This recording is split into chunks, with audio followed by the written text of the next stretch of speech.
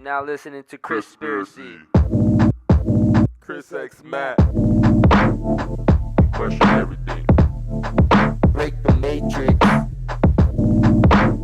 We are the ones they fear. If we don't make the change, it's never going to change. CHRISPIRACY. Yo. What's good, family? Welcome back to another episode of CHRISPIRACY. It is your host, the one and only CHRISXMATT. There's many Chris's out there, but there's only one CHRISXMATT, and that is me. That is I.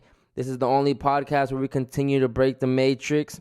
I want to give a big shout out to all the new listeners, everyone that stays here after listening to any of the guests that are on this podcast and that really just like what I'm doing. I appreciate you.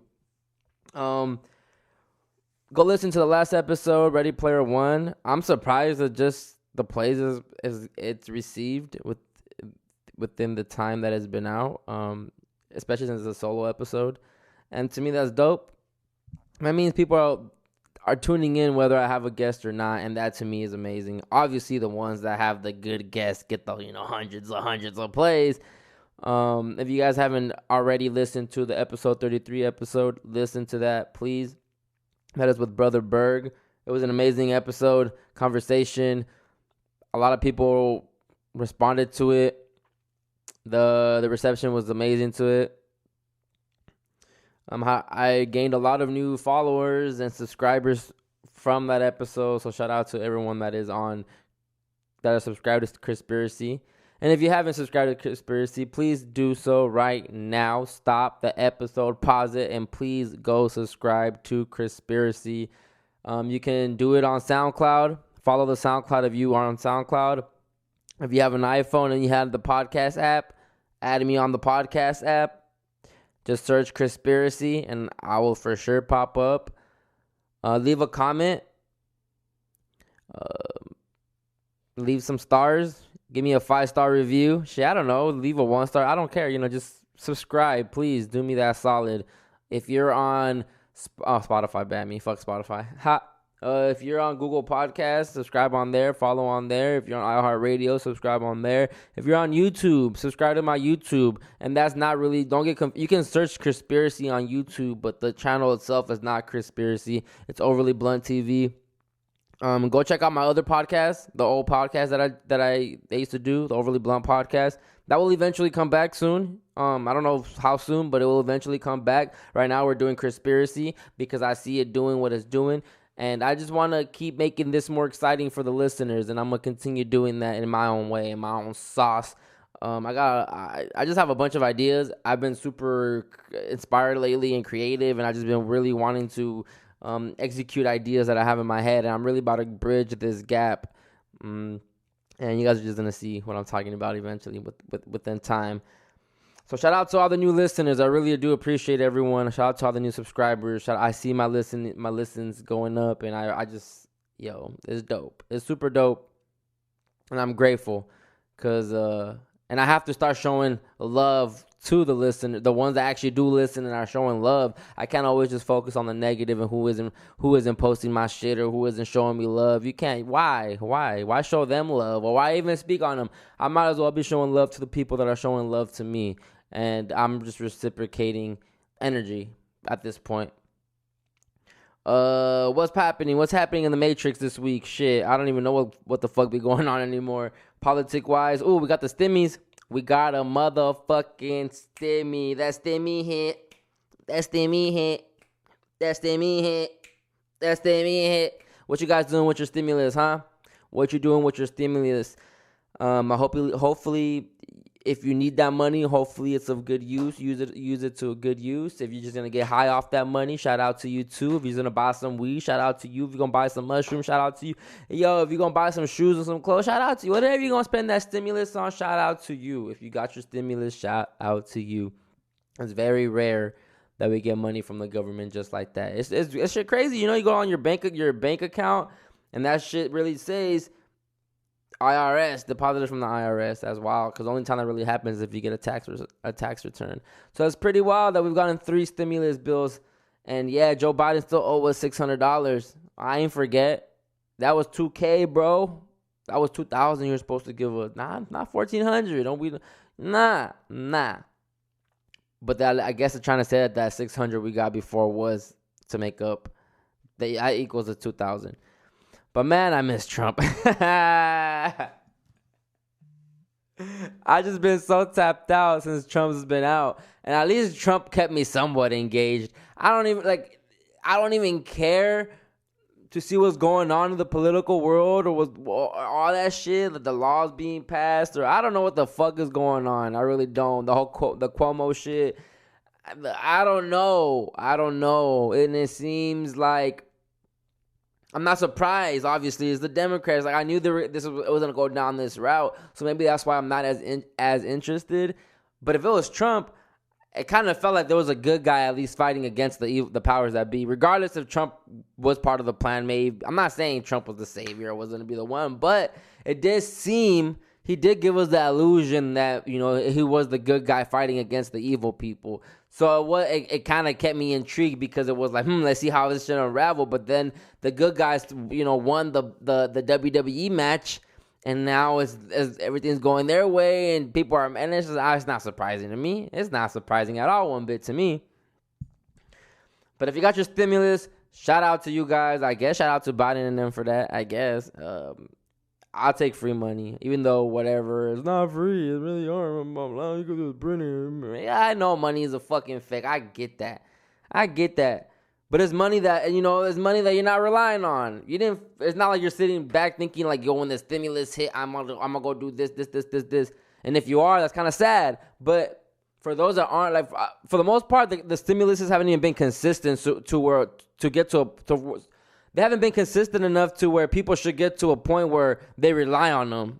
So we've only gotten 3. So if you've been relying on stimulus checks to get you by, I don't even know what to tell you. I'm sorry. But the way I look at it is, oh shit, this should just hit my bank account. I wasn't expecting $1,400 today. But shit, what we gonna do? Let's go do something now. It gives you more of an incentive to do something with it. Yes, you could be smart and invest it properly. And honestly, you should. That should be the move.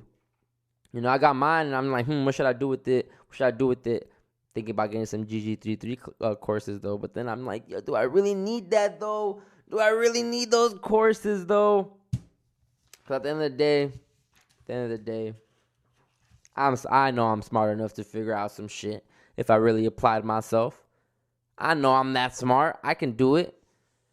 And shit, maybe this info gotta be out there. GG33 probably ain't the only source that has it, and if it has that many students, shit, some of this shit gotta leak eventually.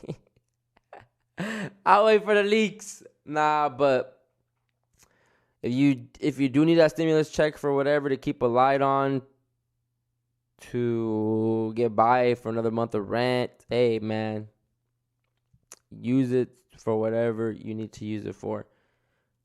And if for those that are looking to donate that shit, hey, Cash App is $CHRISXMATT. Do that one time though if you looking to give that up. I'll take that off your hands real quick. Let me get that. CHRISPIRACY can use some funding. We can use some funding on this side. I want to give you guys a better experience. Send that over here. I'll take that off your hands. What else happened this week? What's going on in the Matrix? I don't even be keeping, like I said, I don't be keeping up with what's been going on. We had to have the Grammys yesterday or the other day. I forgot when it was, Sunday. And who cares? Beyonce, Megan Thee Stallion, who cares? Shout out to my boy Kid Tony, Embarrassment ritual complete. It is what it is. She won that Grammy. Not surprised. Hey, I don't even know if the baby won a Grammy though. Did the baby win one? I don't even know if Lil Baby won one, but if the baby won one, yo, I need an apology from a certain someone because, yes, that was right. But if he didn't win one, then maybe I should give someone an apology.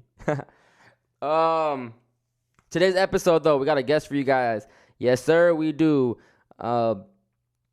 This guest today is going to be interesting. It's going to be an interesting episode because we are going to talk about healing. I think everyone needs some healing, some type of healing. She does pull tarot cards. So I'm not gonna put those titles on her. I'm not saying she a tarot reader or I don't know. That's what she wants to, if she wants to claim those titles. But this guest does practice Reiki healing. She does a lot of energy work, a lot of remote energy work. She pulls tarot cards. She does oracle cards. She does readings for people. She can do you a love reading. She could do you a money reading. She could do a whole general reading. So I'm interested. This is going to be an interesting episode because I've had a friend. Shout out to my homegirl, Poet Astrid. She was supposed to be on the episode with us today, but she's sick. So shout out to you. Hope you get better.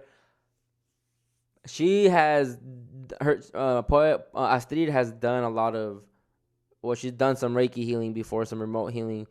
And if you guys have been listening to CHRISPIRACY, you know, you guys are, if you're familiar with my story, with the story that I experienced last year, basically in August.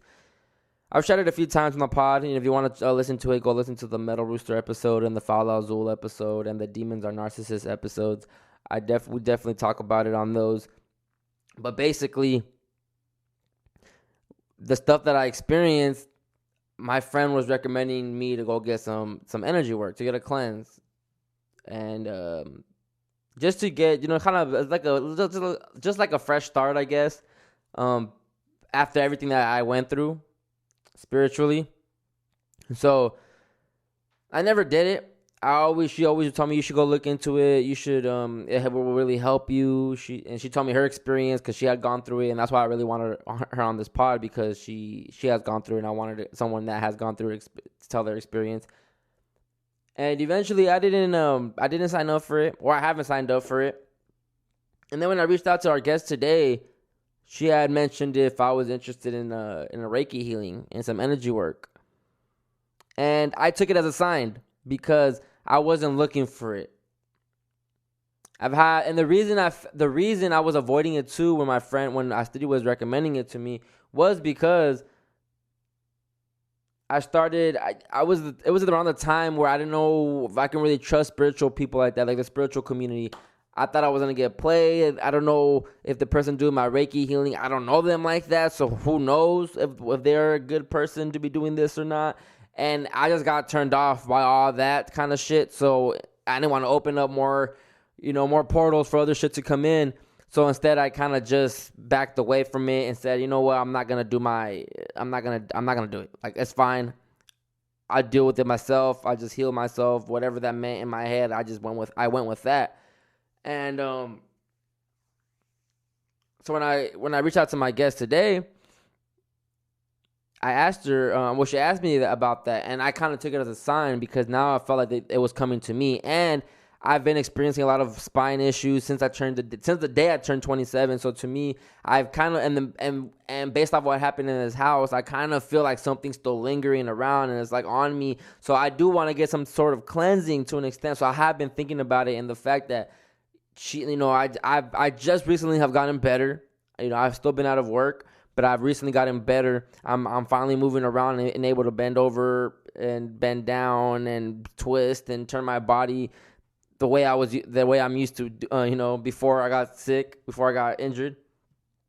And so now I feel that I'm back to like, I'm getting back to normal. I'm about to go back to work soon in like 2 weeks. So the fact that this is being presented to me now was kind of like, I take it as a sign, because it is, again, like a restart. Energy healing is like a restart, a little restart to, it's not like a big ass restart either, but it kind of is just like shake this off, shake whatever you have off, and here, fresh start, go into the week brand new and continue and see what happens. So I have been open to it. So the fact that it was presented to me, I've been kind of thinking about it, but I did want to talk to my guest more about it. I wanted to, tell her why I would consider it. And I want to tell her why I would consider it, and I just take it as a sign that's being offered to me right now. So we're going to talk about Reiki healing. We're going to talk about tarot cards. She is going to pull some cards for me today. Hopefully she'll pull some cards out for the collective. We'll see what's up. But today on CHRISPIRACY, And she also has a new podcast out, and that's the main reason why we are here today, because we are here to promote her new podcast. But today on CHRISPIRACY, we're joined by the wonderful, lovely Healing with Nicole. How you doing today? I'm good. How are you? I'm great. Thank you so much for joining us here on CHRISPIRACY today. Thank you for having me. I really appreciate it. So you have a podcast that just came out. Yes. You just started your own podcast. What was this? What was the inspiration behind that? What got you started? Or what inspired it, basically? Why a podcast now? So I always wanted to do a podcast.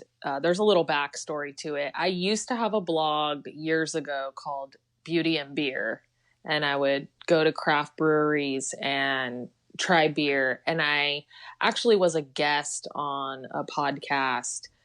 And I just really wanted to do my own, but I really wanted to talk about my own experiences. And then finally,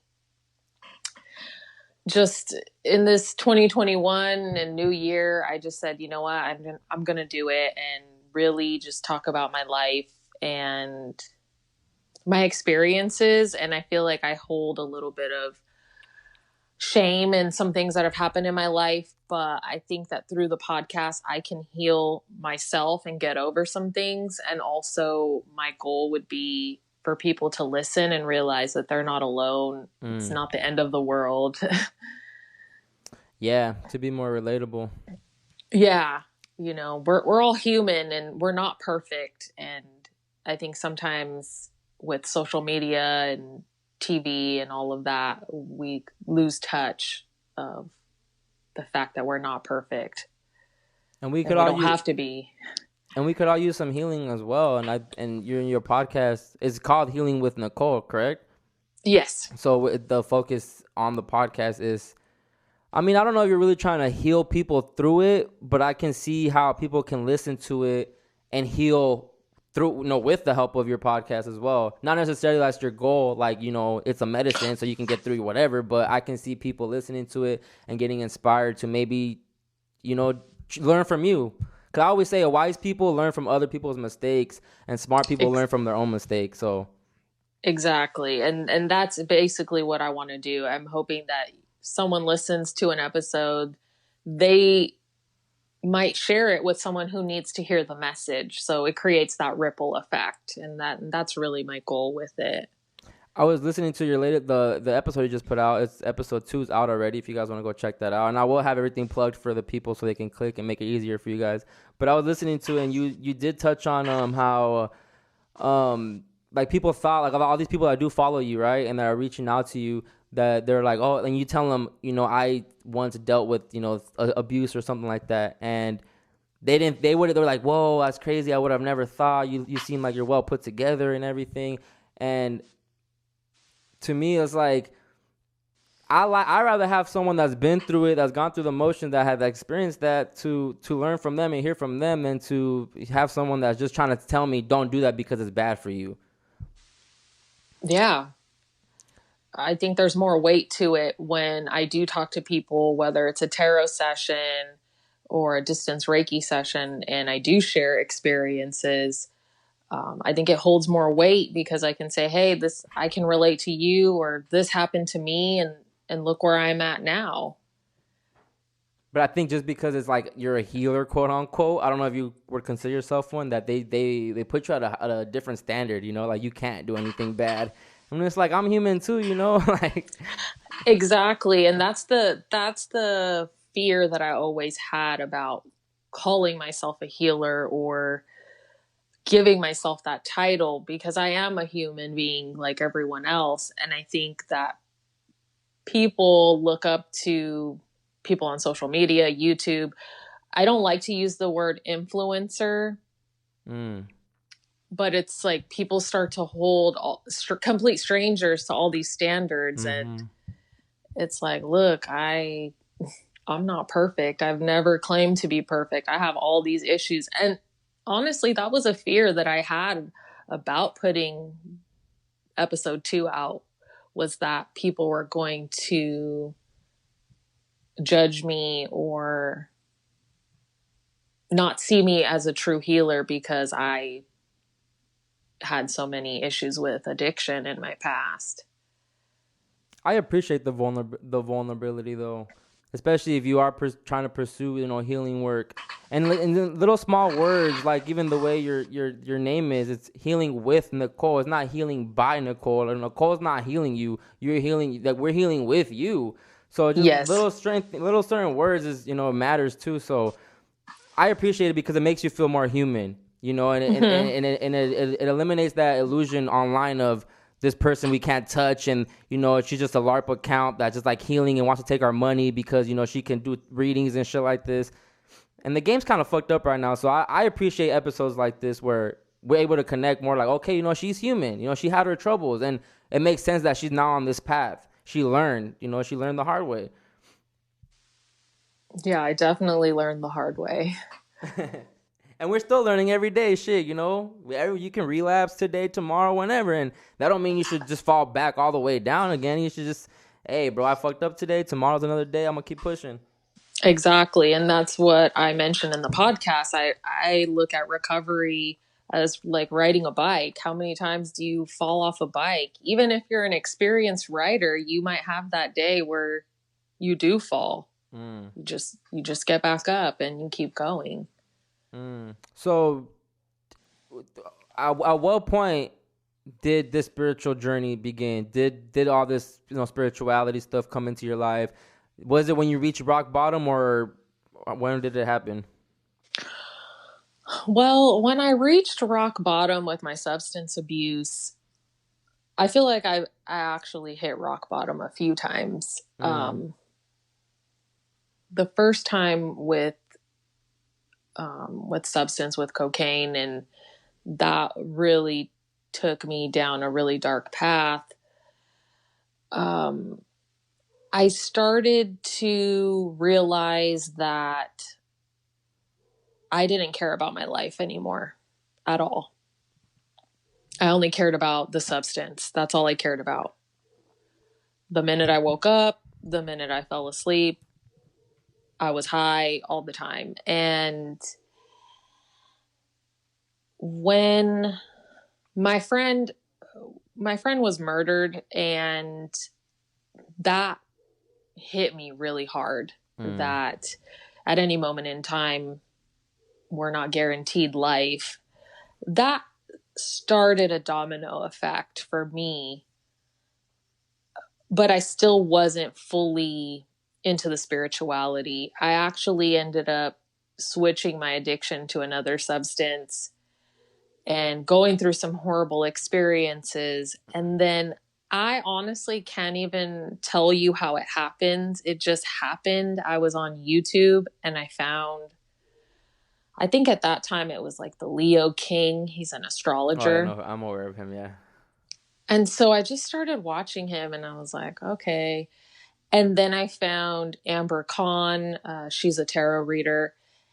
And it just started interesting me. I went to a magic shop. I bought a tarot deck.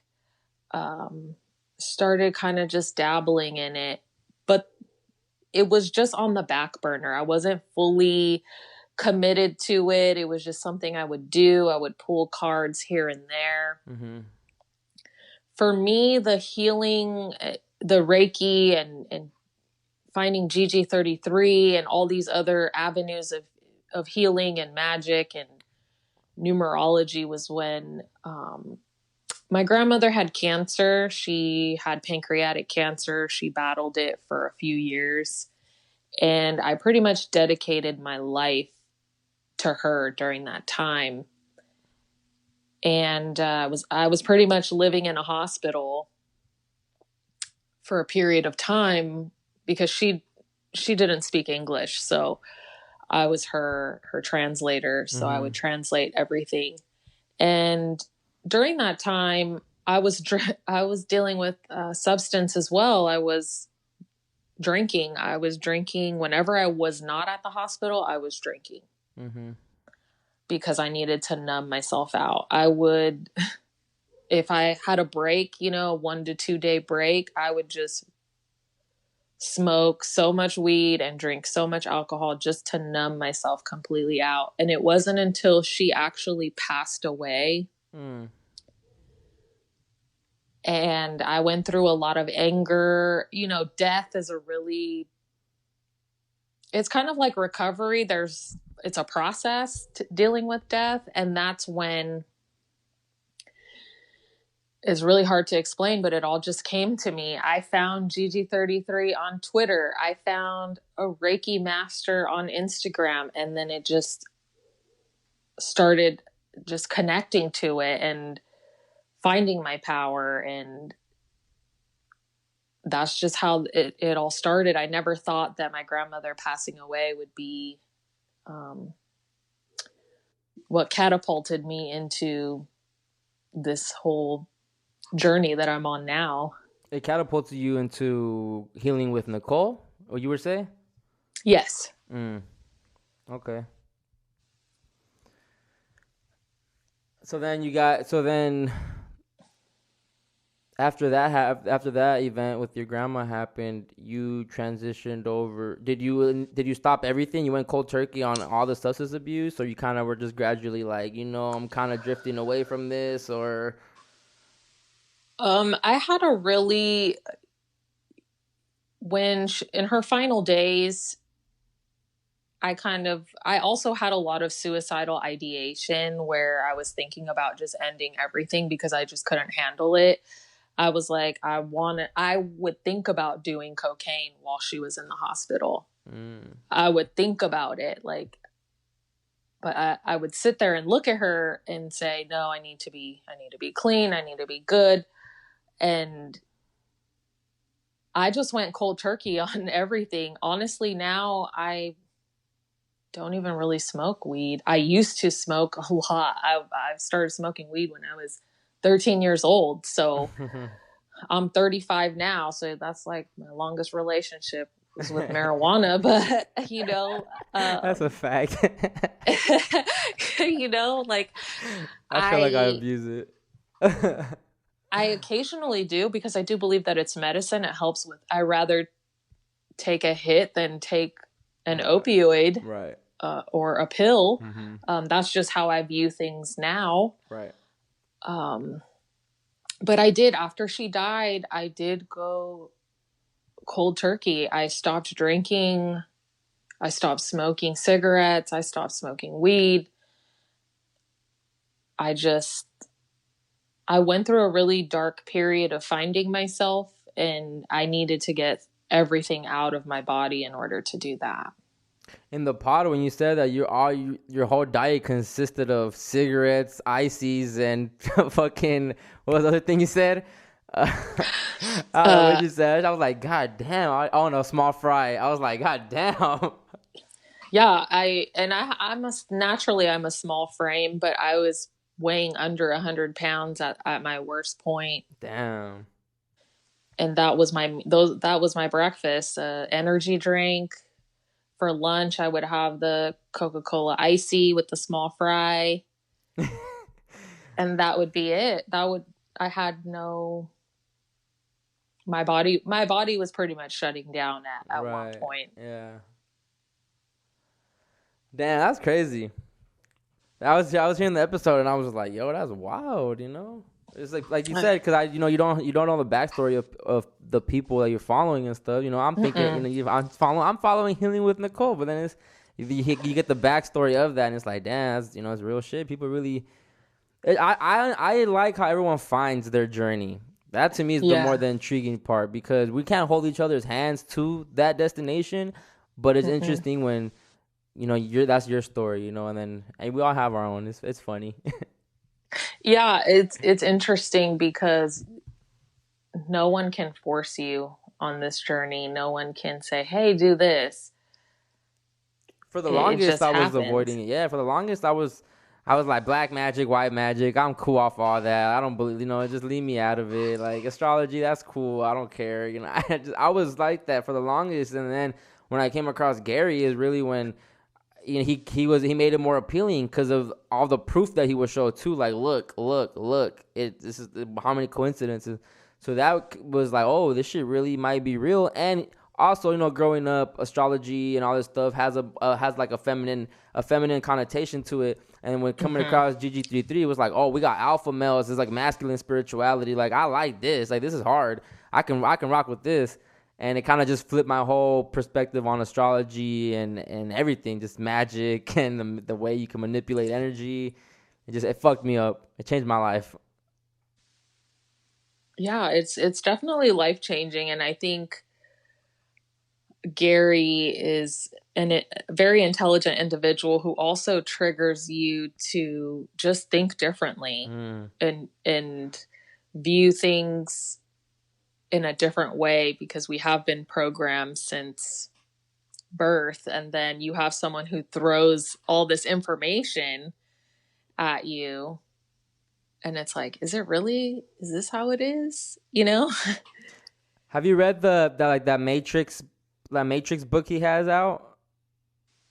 No, I have not. He has like 2 PDF books out that he's compiled and put together with it's not older already, but that I read the first one. It's about astrology and like basic astrology and numerology, and he gave all the examples of like war, like just presidents when they go into power, when they get out of power, or when they attacks, or all the enemy years and all that stuff. So it was interesting to me when I read that, because I was like, damn, this is proof of like history where numerology was applied, and they really went based off numerology. So that's when I started believing it more. And then he started showing the money, him winning monies on parlays, applying numerology. I was like, okay, yeah, this real, because I agree when he says, yeah, you have a bunch of people out here that are warlocks and that are spiritual and all this shit. But if you can't manifest, materialistic shit, money, then like how true are you? You're a fraud if you can't, and you gotta respect that, because it's kind of true to an extent. Yeah, for sure. Money talks, and he backs up his word with the stacks of cash that he posts.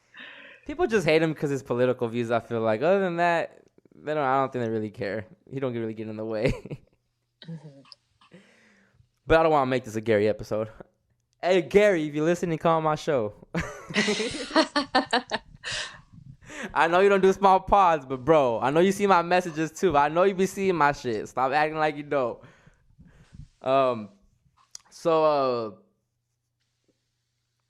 Tarot. How did you get into the tarot readings and all that stuff? Because that's kind of different too than astrology, and I mean it kind of all correlates, but it's a whole different ball game as well.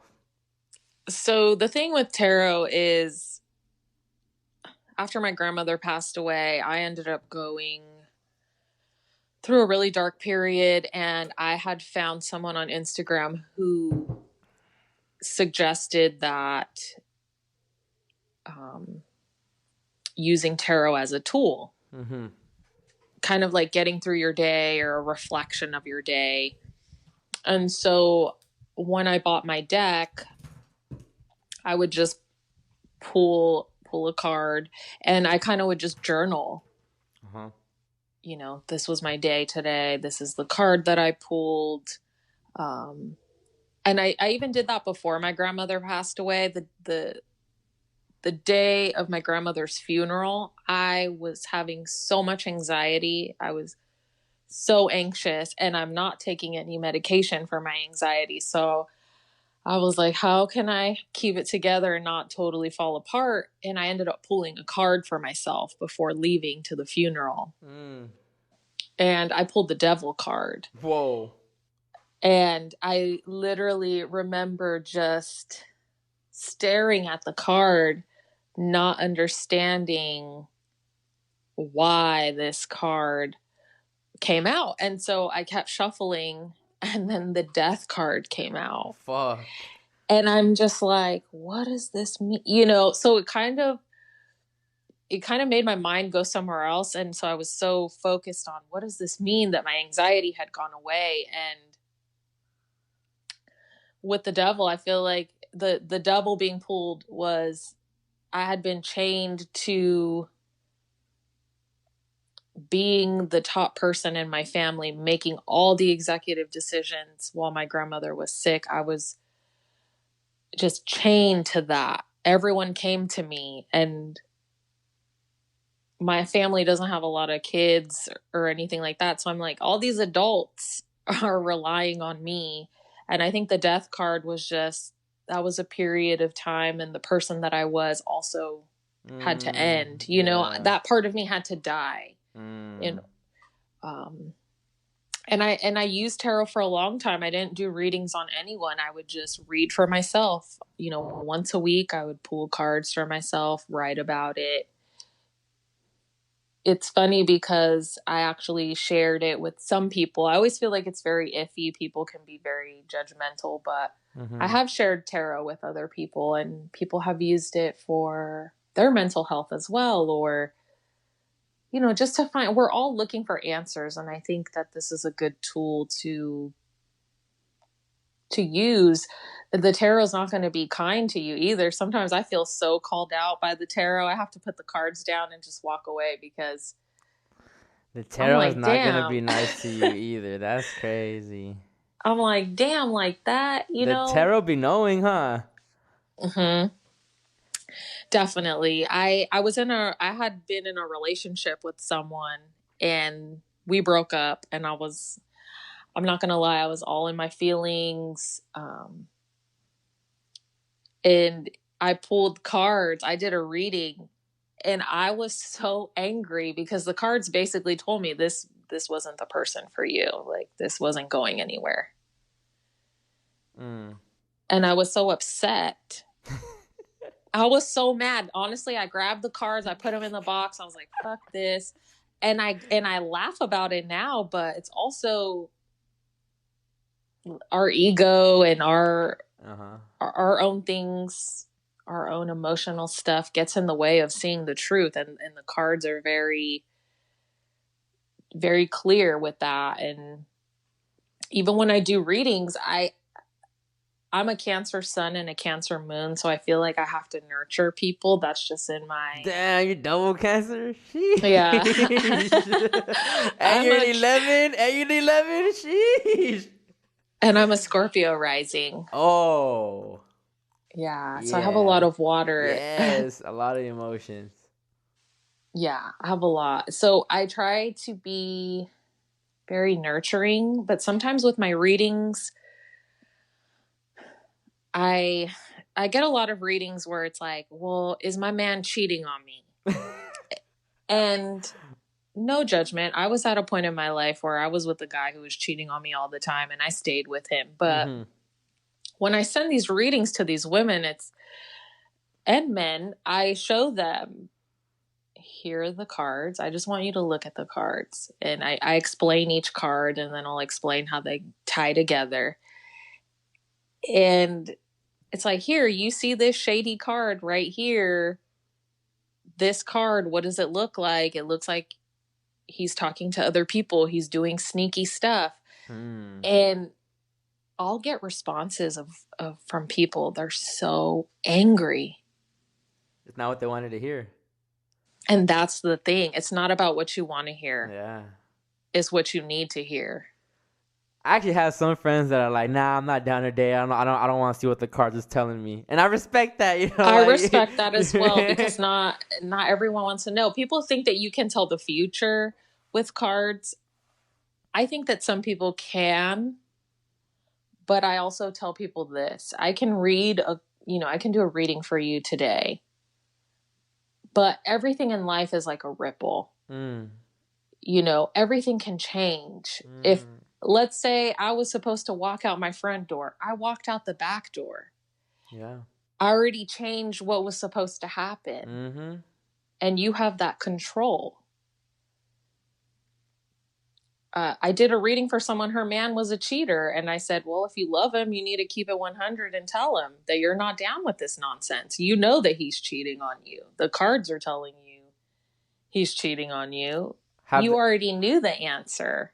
Are the cards always right, though? Have you had instances where the cards say they're cheating and they report back saying they weren't cheating? I have yet to get that information. You're always right. They're always right, the cards. It's funny because one person said to me, well, he does talk to a lot of women on social media behind my back, and I went through his phone. Okay, well, that that technically It's cheating, yeah. is cheating. So I think some people, it's a hard pill to swallow. But like I said, I've had clients who have real conversations. I'm like, this is what you need to say. If you want to be with this person, they need to respect you. If you don't like that, and there's some relationships that have worked out, and I do have people tell me their success stories. That's cool. I just, because of my past and things, I'm not that forgiving with cheating, so I don't know how I would myself move forward from that. But everyone is different, and everyone's relationships Man, work out differently. Nicole, all these hoes be staying. Stop acting like they don't. Some do though. Some really do. But No, I know. I went through that in my life. I was Yeah. with someone who cheated on me for years. Yeah. And it's not healthy. It's not healthy for the person being cheated on at all. So I think that's why I'm just like, I don't have the patience for it. I don't have the time for it.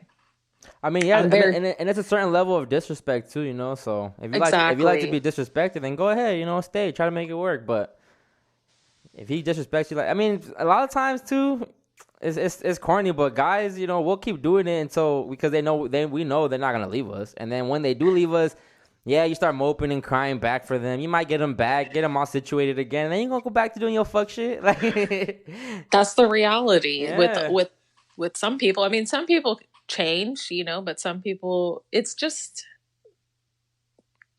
don't know if you follow Hoodville on Instagram. Hoodville? Yeah, Hoodville. No. Mm-mm. So he's like this guy that makes memes about basically how he just makes memes about like having multiple women or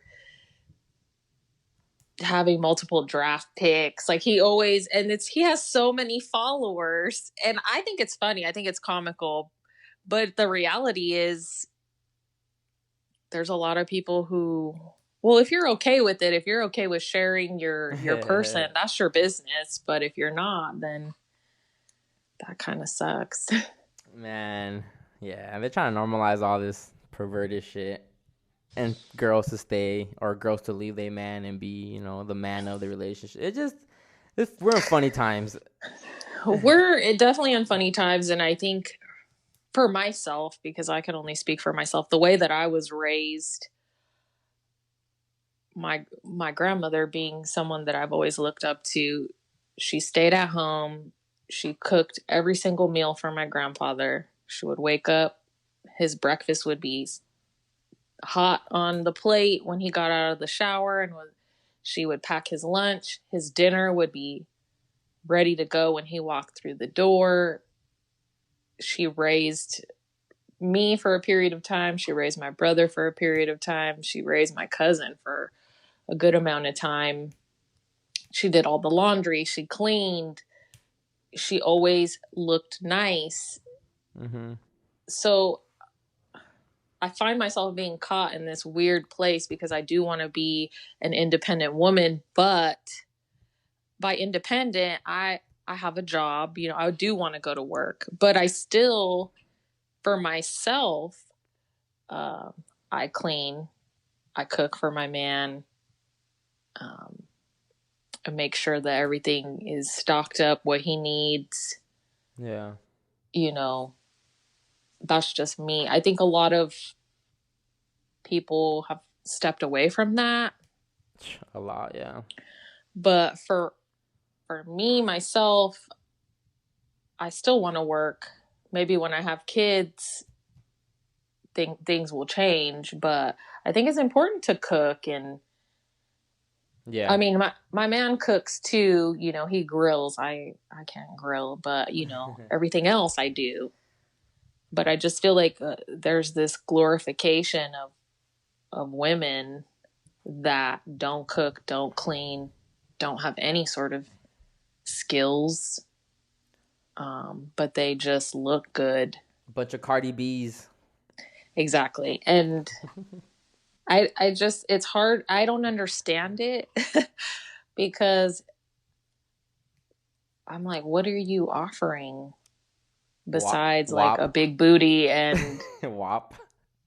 yeah. And so but you know what, people get really intense over this topic of, oh, well, they're keeping you down. I take pride in having a clean home and being able to cook my meals from scratch. I'm not microwaving anything for my man or myself. Right.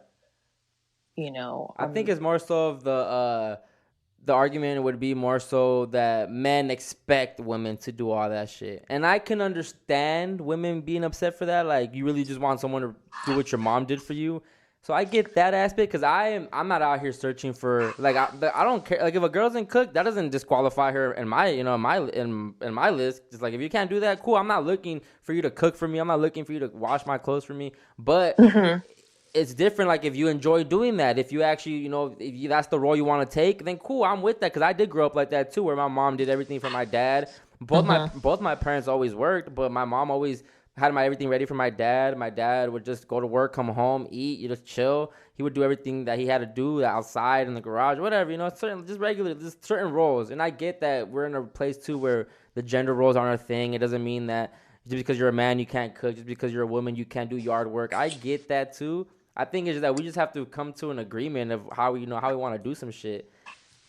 Yeah, and I agree with you on that, because I think every relationship is going to be different, and that's something between you and whoever you're in a relationship with. Yeah. I enjoy cooking. I enjoy cleaning, because I clean a certain way and it needs to be clean. I enjoy gardening and picking my vegetables and using them in my meals and things like that. But that's me, and I enjoy it, and there's no expectation for that. Is there anything you expect your man to do though?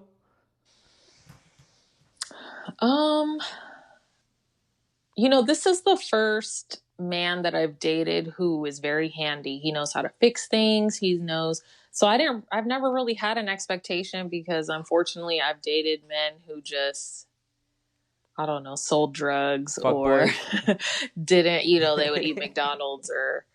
He says sold drugs. But this is the first time I'm with a man who I didn't have expectations, and he fulfills a lot of things for me. He keeps the yard nice. He knows how to do stuff with tools, and he knows how to cook. He doesn't expect me to do his laundry. He doesn't expect me to do certain things, because he knows how to do it for himself. And I let him do those things, but I feel that for me, I need to take care of certain things, and those are the things that I take care of. And and women and men like to be taken care of. So I just feel you just have to find something that, you know, your partner likes, and that's it. It's a two-way street. It is compromise. And to be honest, I'm not ready for compromise yet. That's why I stay single as fuck right now, because, you know, like, just trying to meet in the middle with someone right now is like, nah, we're doing it my way right now, you know? It's very hard. There's a lot of resistance with that. And that's the thing about relationships. You do your things your way. They do things their way. How do you compromise? Is your man into, like, the spiritual stuff as well? Or he's super, like, doesn't give a fuck about it? So he's supportive.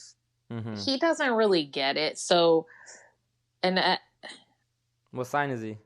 He's a Taurus. So he's very stuck in how he does things, and he has Capricorn in his chart. I looked at his chart like when we first started dating. He does have Capricorn in his chart, so he's very methodical. He's very stubborn with certain things. He likes things done a certain way, but he does support me. And I do share with him. Sometimes I like to do readings in the living room, because I have a really big table. And sometimes I'll just put the cards out there, and he'll kind of look and say, oh, is that a good reading or something? But he doesn't fully understand it, but he respects it, and he knows that I enjoy it. So he supports me. Have you become one of those? Did you become one of those people that you look up the person you find interest in, their chart and all that shit before you pursue it more serious? No, No? Okay. I never did that with him. He's older than me, so I'm 35. He's 7 years older than me. Okay. And we got set up like by mutual friends, but I didn't. That was the first time I was just like, I'm going to go into this and just get to know him. It wasn't until we were dating for a few months that I actually asked him about his birthday and what time he was born and all of that. You know what's funny about knowing all that, like knowing about astrology and numerology and all that shit, is that say you do start finding interest in someone, right? Like you already gone on with them a few times and you're finding interest, but then say 5 months into you guys seeing each other, you find out their birthday or their sign or whatever, and it's like, and you know it's like your enemy sign, you know it's someone that was born that you're not supposed to be with. What should that affect the way you are moving with this person, or how do you go? How would you go about that? Because I don't know now. I get confused. Like, should I go against the grain or should I find? I don't know.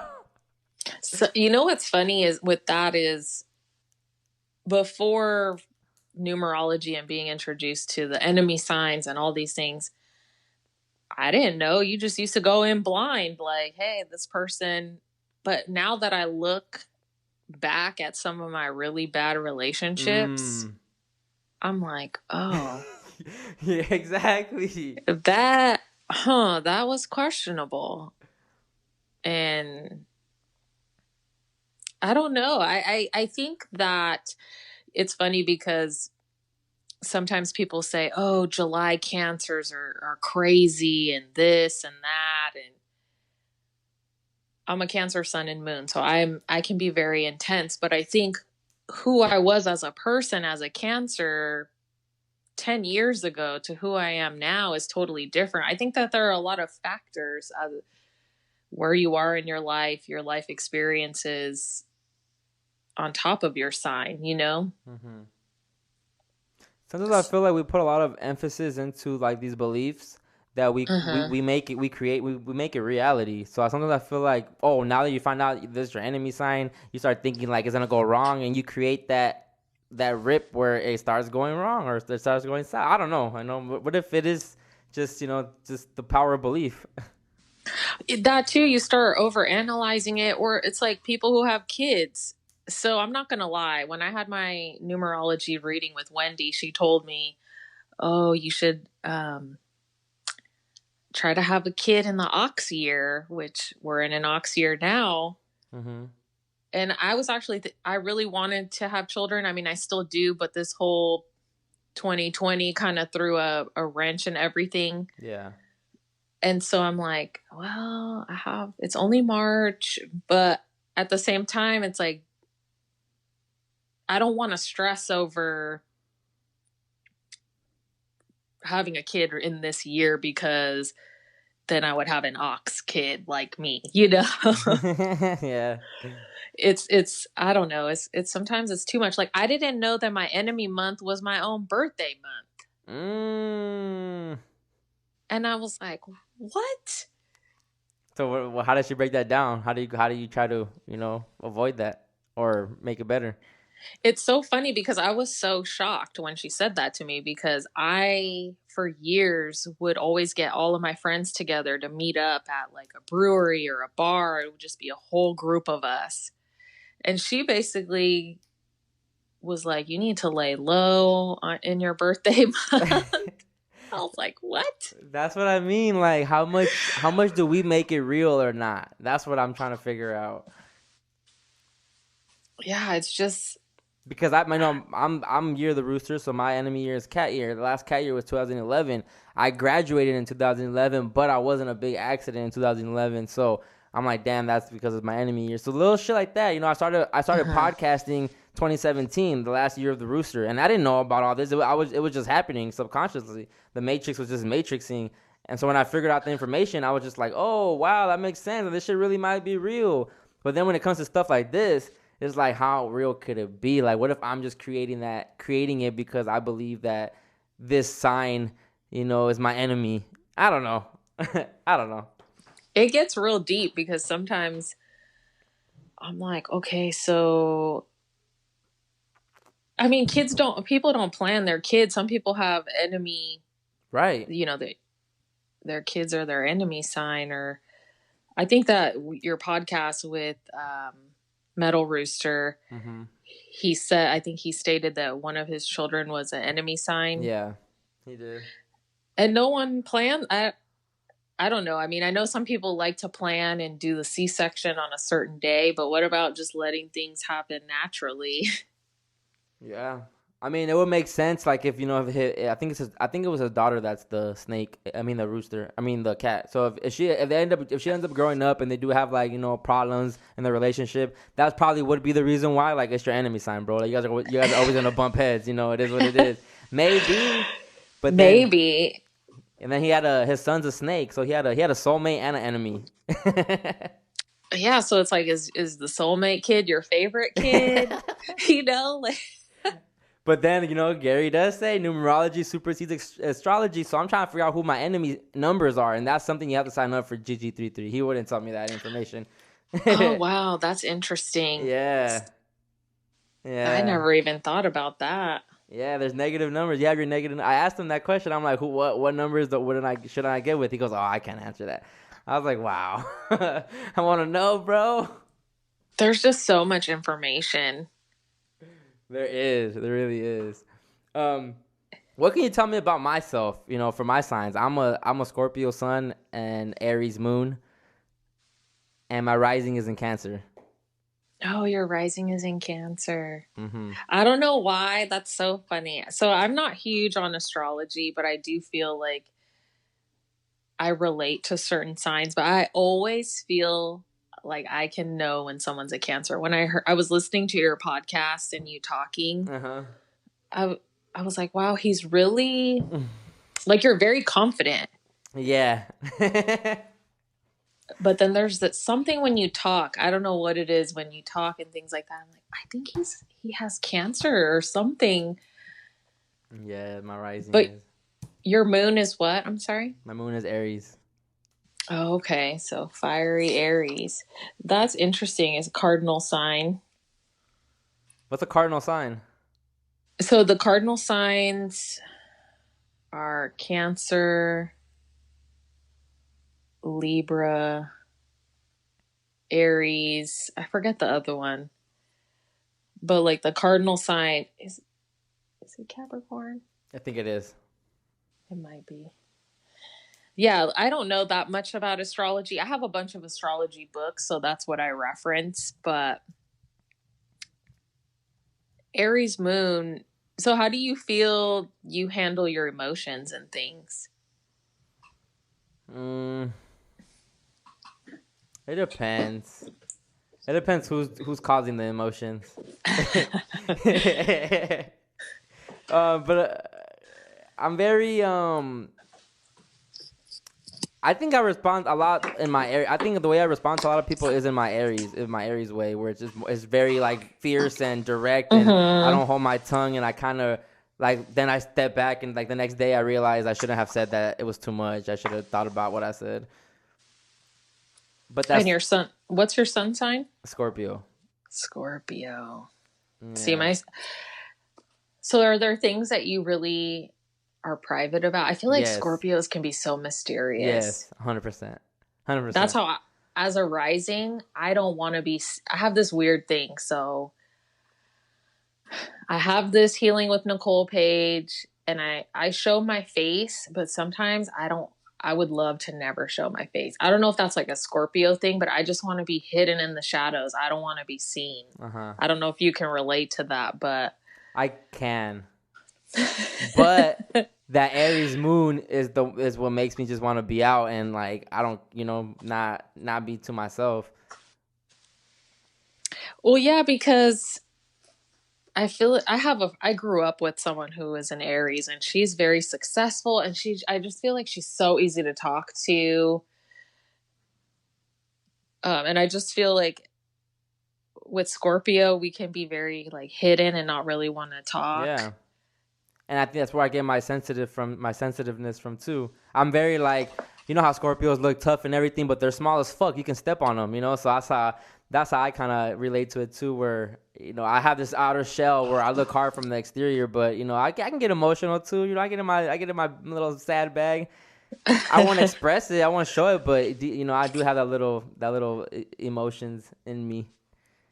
I think your passion and you have like this energetic vibe. I think that's from the Aries moon. It's just interesting stuff. And I just pulled up my chart too the other day, and I'm just looking at it. And like my Venus is in Libra, so my Venus is in Gemini. Yeah, the guest the homegirl that was supposed to join us today. Actually, I reached out to her for about like a dream, because she kind of interprets dreams sometimes. So I've been dreaming about a girl that I used to talk to, and I've been dreaming about her more often now, and I don't know why. Like, it just out of nowhere I started dreaming of her, and I probably dreamed about her like 5 times within the last 6 months or something. And I usually never remember my dreams because I smoke weed, so I don't really remember them. But I have been remembering just her face in the dreams when I wake up. So I reached out to my friend, and I'm telling her, and she started breaking down my chart a little bit, and we started talking about like my love planet or whatever. So with Venus, and she's breaking down how it affects what I'm going through right now, because since it's in Libra, and how I am with women, and just being it was just interesting, because I was like, that's interesting, because that's super relatable. And she kind of nailed it too on the spot with the whole interpretation of the dream. I was like, I really wanted her to join us, but she's kind of sick right now, so I was like, oh yeah, I'll handle you. When you have dreams, do you wake up and write them down, or? I don't. See, I just started writing my dreams down, because once I stopped smoking weed, my dreams started coming back. But like I said, I would just smoke way too much before they get vivid, huh, when you stop. Yeah, the whole reason why I was smoking more as a child, I had really vivid dreams, but then I would get night terrors. And then I started smoking weed at a really young age, so then I wouldn't really dream. And now I just have some crazy dreams. Like last night, I dreamt that I was in an arena, and they were handing out blue tickets and red tickets. And then there was like a staircase going down, and the staircase was black with like gold thread, like in the carpet. But it was so weird, because I was going down the stairs, and then all of a sudden I decided I didn't want to keep going down the stairs. Like there was like a few stairs or steps left, and I was like hanging off to like jump off the staircase.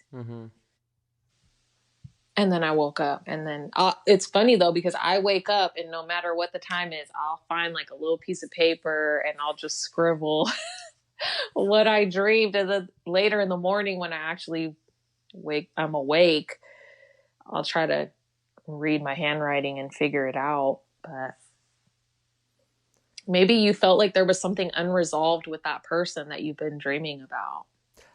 Well, I was trying to figure it out, because we did leave off on good terms. We closed that chapter. It's not like we left, without any answers or anything like that. So I felt like I closed that chapter, and I don't think about her every day. It's not like I haven't thought about her today at all. Only right now, because I'm bringing up the conversation with my friend. But it's not like I'm sitting around all day just dwelling on how she's doing. I wonder how she is. Hope everything's good with her. But the fact that she has been coming out in my dreams recently, like, I don't know, because she is a Cancer as well, and she's an 11. She's an 11 LP. She's an 11 LP. So I'm like, what if that's they're trying. Our souls are trying to just talk to each other, communicate. And I don't know if it's so that's what I'm trying to figure out right now. Should I reach out to see how she's doing? Is it a call, or am I opening up a door that I shouldn't open up? Like, should I just leave it alone? So I'm just trying to figure out how I should like go about it. But I don't sit all day just thinking, like, beating my head over it. But it's just interesting, because I did think I was gonna be with this person. I did think I was gonna settle down with her. I got super comfortable with her. I got super vulnerable with her. I opened up too much, and I felt like, when you open up now, looking back, is like when you open up too much, sometimes, it gets taken advantage of. And it's like she knew exactly where I stood the whole time, and she played it to her advantage.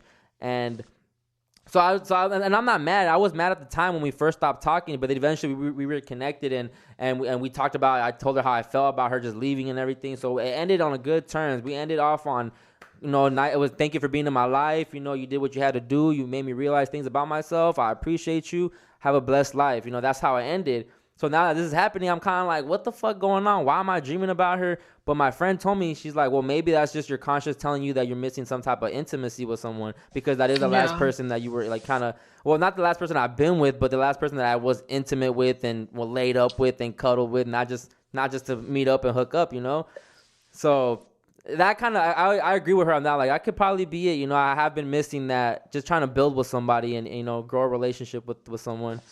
I kind of missed that, and I want that. I'm not gonna lie. I want what I've saw growing up my whole life, and my dad's never been a womanizer, never disrespected my mom, never cheated on. My parents enjoy each other. They enjoy their company. They love doing things with each other. So I saw that growing up, and I thought I was gonna have that with this girl, but she ended up going back with her baby daddy, which it is what it is. But it's just weird. I don't know why I'm having these dreams. I don't know what the universe is trying to tell me, or if I'm just thinking about it too much. But who knows? I think sometimes dreams just have these, they have little messages. It could just be like you said, maybe, or like your friend said, or maybe it's time that you are in something more serious, or not just like, getting it in, but actually being with someone, talking with someone. Yeah, relationships are there's so many layers to it, and maybe it's time that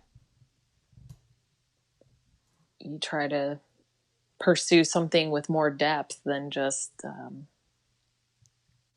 then it gets harder in that area though now, because my standards have gotten higher.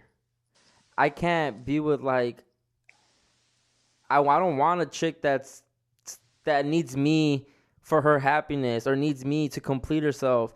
I'm trying to just join forces with someone that's already comfortable in their own skin and knows what they want in life, or not even exactly know what they want, but just at least they're figuring themselves out and they don't need me to help them figure themselves out. I don't want to fix somebody up, So, and then the fact that I do want someone that's more into the same kind of views as far as when it comes to the stuff that's going on in the world. Or even things like the way I eat, because I don't eat animals, I don't consume and all that stuff. I would want a chick that kind of matches me, and I'm making it harder for myself. And I don't mind that. I'm not like, oh shit, I like being picky. I'm glad that I'm picky, but I'm making it harder for myself too in a way, and I can't blame no one but myself. And I'm still immature. I'm honest with myself, and I know that I'm still immature. And I look at looks. I still look at the physical. I have not letting go of the physical and just trying to connect with their spirit and their soul. I still need that attraction. So I'm battling. Yeah. Do you feel like with that relationship, your Cancer rising was really strong? Like you were really emotional and open and affectionate, and you guys were like playing house. I think that's what Cancers love. I love that. She did. She decorated my whole house for Christmas. Yes, she did. And then it's like your Scorpio side is like, why did you do that? Yeah. My stinger came out. That's my struggle, because I can be so soft, but my Scorpio, I'm just so cutthroat. Yeah, I feel you. No. I'm very rude as well. I can get rude. Yeah, it's like, no, I don't. Yeah, it takes time. You have time. I'm not in a rush at all, but there's no point in rushing it. It's gonna happen because honestly, all my relationships that have happened just happened. I'm not that dude that's sliding in DMs. I'm not that dude that's constantly online trying to pick up. That to me is weird. Like that online first interaction and then meet you in person is weird to me. I much rather meet you in real life first, and then I get your socials, and then we can go from there. But I can't slide in DMs. Certain shit is just weird to me. And I be seeing how my homies, how they be getting their shit off, and I'm like, y'all really don't give a fuck, huh? Like, maybe I should be like that, but I know that's not me, so I don't do it. But. Yeah, it's really strange. I have followers, who send me pictures of themselves. Oh my. Not nude. It's like I've actually had that happen, and I don't even respond. I just block them. Yeah.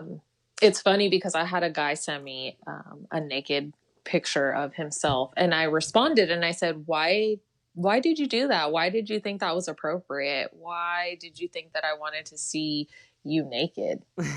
And I think that I completely embarrassed him because he blocked me. It's like, why do you think I want to see that right off the bat? Like, something else, just dudes just take their shot. That's the way we look at it. Take your shot, bro. To me is, I don't know.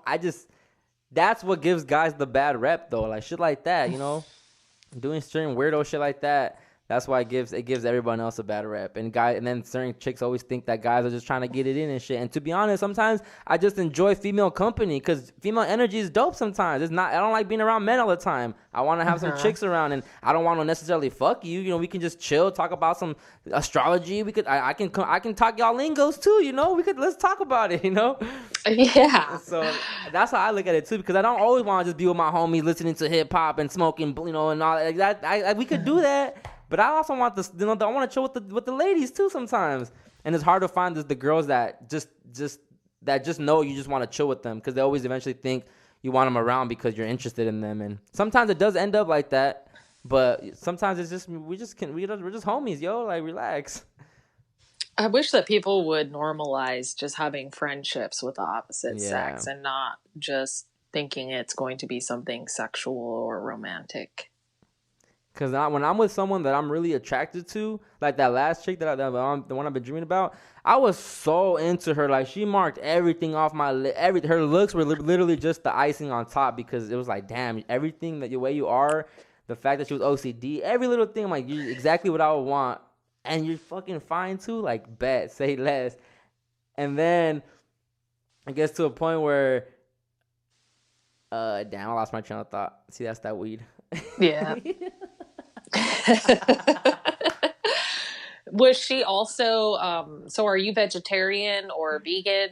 I had just started my journey when I was with her. So okay. I had gone vegetarian like the first year we were talking, and then we kind of stopped talking, and when we started talking again, I had gone vegan. But she was my coworker. That's the thing too. That's what was hard, because I would, even when shit would go south, we would still see each other at work. She would still flirt with me. We were still flirt with each other. So it was until I finally left the department that she was in, and I went to a different department, because I was like, I can't be doing this to myself, because I really want to get over you, and I can't, because I'm seeing you every day at work, and we fucking flirting and talking and all this shit.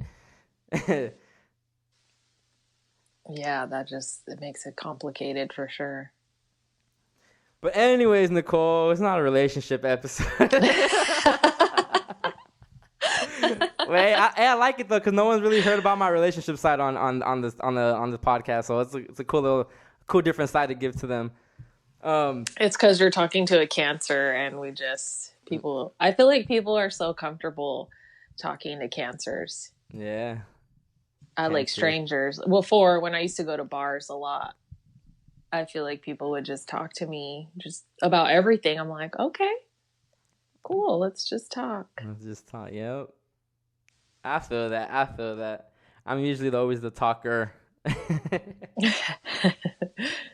I'm a bad listener. I really am. Oh gosh, really? I don't mind listening. I like talking too, but I really don't mind listening.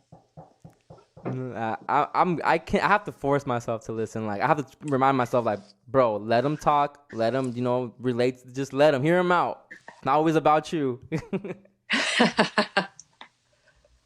Oh man. So let's talk about this healing work that you do. You do Reiki healing, Reiki energy healing. Yes. Is there different types of healing, or is it just Reiki healing? Because my friend did ask me, like, oh, what kind of healing does she do? And I just told her, oh, Reiki healing. I don't know. There's different types of energy work, or what? So there are different types of Reiki. There's fire Reiki. There's I just learned that there's like Christ Reiki. Some people tap into the Christ energy of Jesus and do Reiki. So I actually learned Reiki from Shannon, and her handle is Radical Reiki. And so she teaches Reiki, but in her own way. So that's why she kind of calls it Radical Reiki. It's not completely following every single traditional Reiki guidelines, I guess you could say. So there's symbols in Reiki that you use. And so in the non-traditional version, you can flip the symbols or write them in a different way. It's pretty interesting how I came about the Reiki. Have you ever had Reiki done? I haven't. Okay. So, basically with Reiki healing, so because of the situation that we're in right now, I don't do in-person sessions. The only in-person sessions I do are actually on my parents.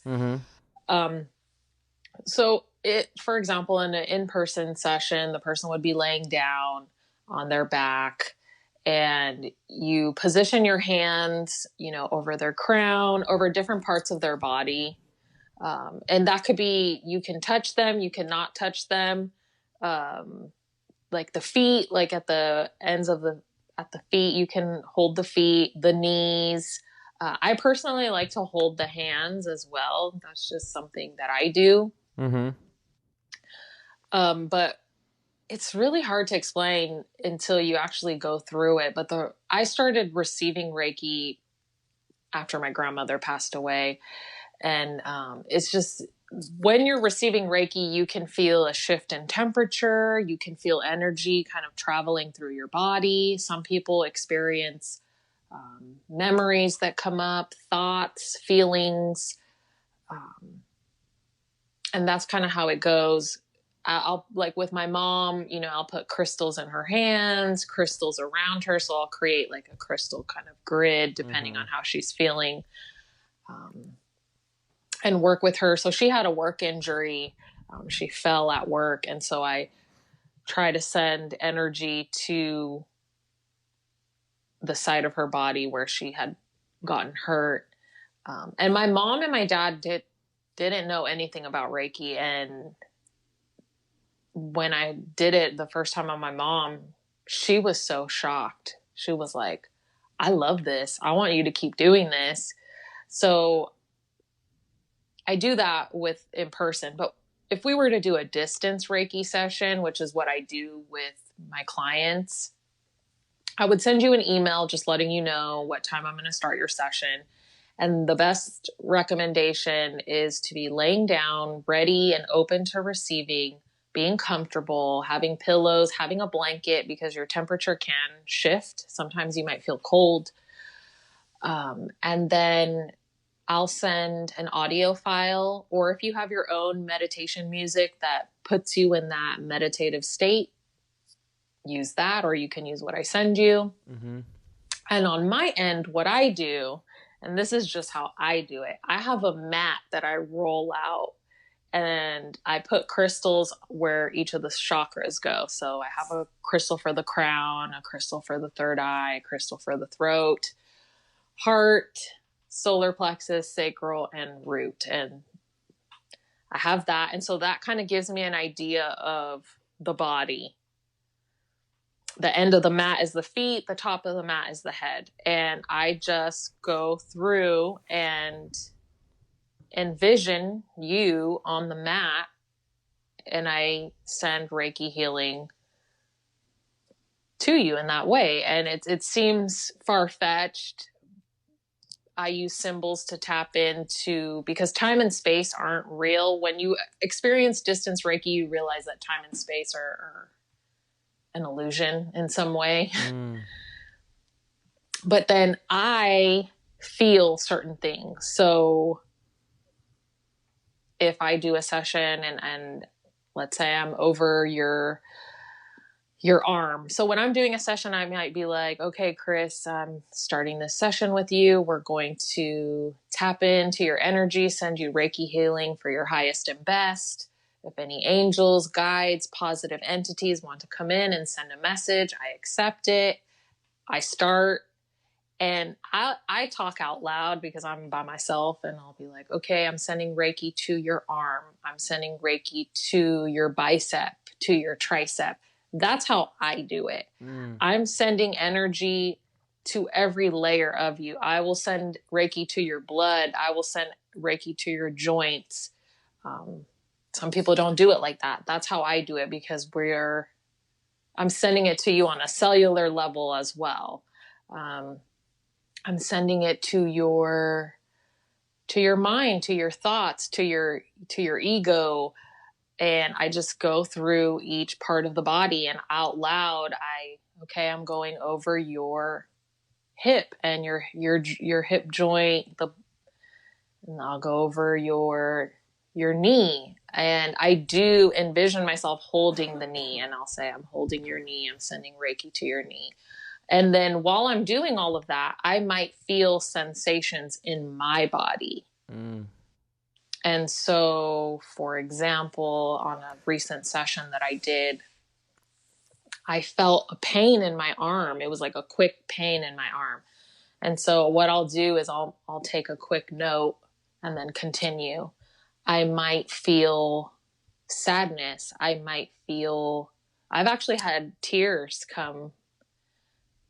I've been over like the legs. So there's a lot of meridians in the legs. So we hold a lot of past traumas or memories in the legs. And so I was going over the back of someone's leg, and I actually had a tear like fall. And so I write that down. And once I go through I envision you laying on your back, then I envision you turning over on your stomach. And then I go, your kidneys, your vertebrae, and that's where I'm sending Reiki, and I'm just going all the way through each thing. And then once I'm done with that, I will balance out your chakras. So I will send energy to your crown, to each of your chakras, and then I will feel where there is some resistance in some of your chakras, and I'll write that down as well. So then once we're done with the energy portion, I always recommend people to set a timer, because sometimes you might doze off because you're so relaxed. And then we do a Zoom call, and in the Zoom call, I'll ask, is there anything you want to share? How do you feel? And that's when, most people will be like, whoa, I felt all these things. This is so great. Or I cried, or I had racing thoughts. And then I will share, well, I felt this. I had a session where I saw a dog. So I saw my brother's dog pop in my head during the session. And I was like, I told her, I was like, so I saw a dog. Did you have a dog? I don't know why. I felt like a lot of happiness when I saw the dog. And so I told her, I was like, well, the dog that I saw was my brother's dog, but I love that dog so much. So I'm wondering if you have a dog. And she was like, well, I had a dog that I really loved. And so I don't know if there was something there, like an unresolved emotion. So it's really interesting what comes up. Sometimes I'm afraid to say things, but I'm just like, look, I felt this. For example, I had someone, I was doing Reiki, and I was over the stomach area. And the first thought in my head was acid reflux, like stomach acidity. So I wrote it down and kept going. And then I got like really racing thoughts. And I know I always have to differentiate, is it me or is this like a message for them? And so I wrote it down. And it was so funny because the person who I had done Reiki on said, well, I did have some issues with stomach acidity because I just recently had some issue with onions. And I don't know why I'm having an issue with onions. So it was really interesting because there's no way that I would have known that. Yeah. I don't know these people, and everyone's experience is different. Some people fall asleep during the Reiki session. Some people have really intense colors that they see.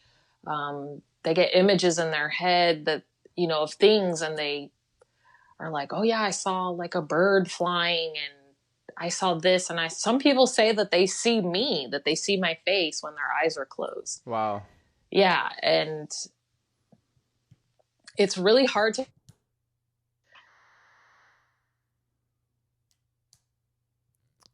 It's really during hard. their session.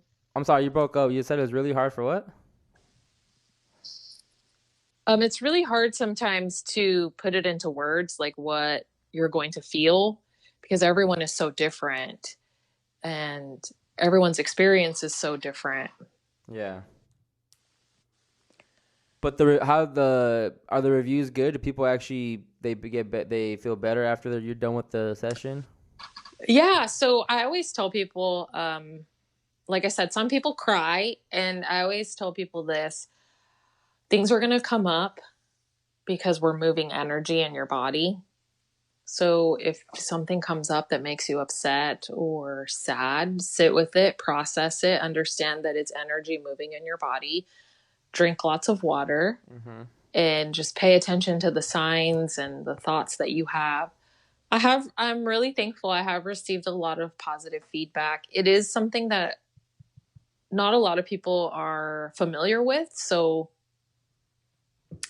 it's not like a tarot reading or a card reading. This is a whole nother level of healing, of working. Right. And So for those who don't know, can you break down just the concept of Reiki itself? Like you kind of just explained the process, but like why would people get Reiki healing? Okay, so Reiki is, and I figured that we were going to talk about this, so I made some notes here Nice. so I would not miss anything on it. So Reiki actually started in Japan. So that's a little background of it. But what it is Reiki is all about about energy. We all have energy. And it basically is the healing, the laying of the hands and a touch healing system.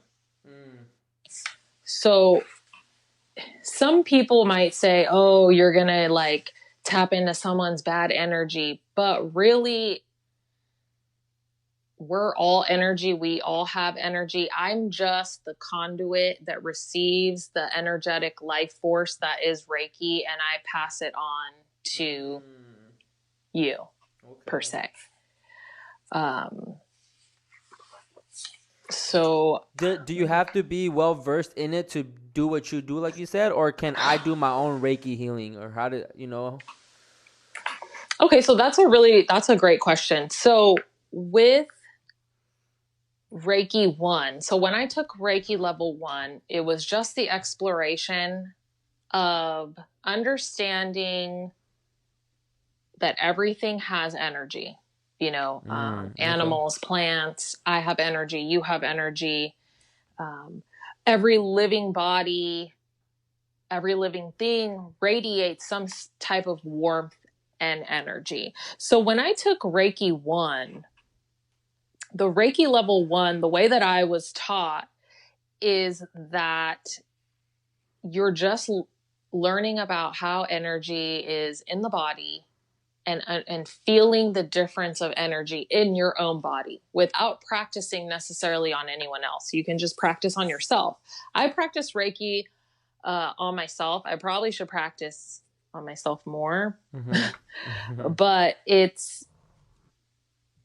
really hard to explain. But you know how sometimes with yourself, it's hard to be real with yourself, and you're like, am I feeling that? But when I do it on someone else, I can definitely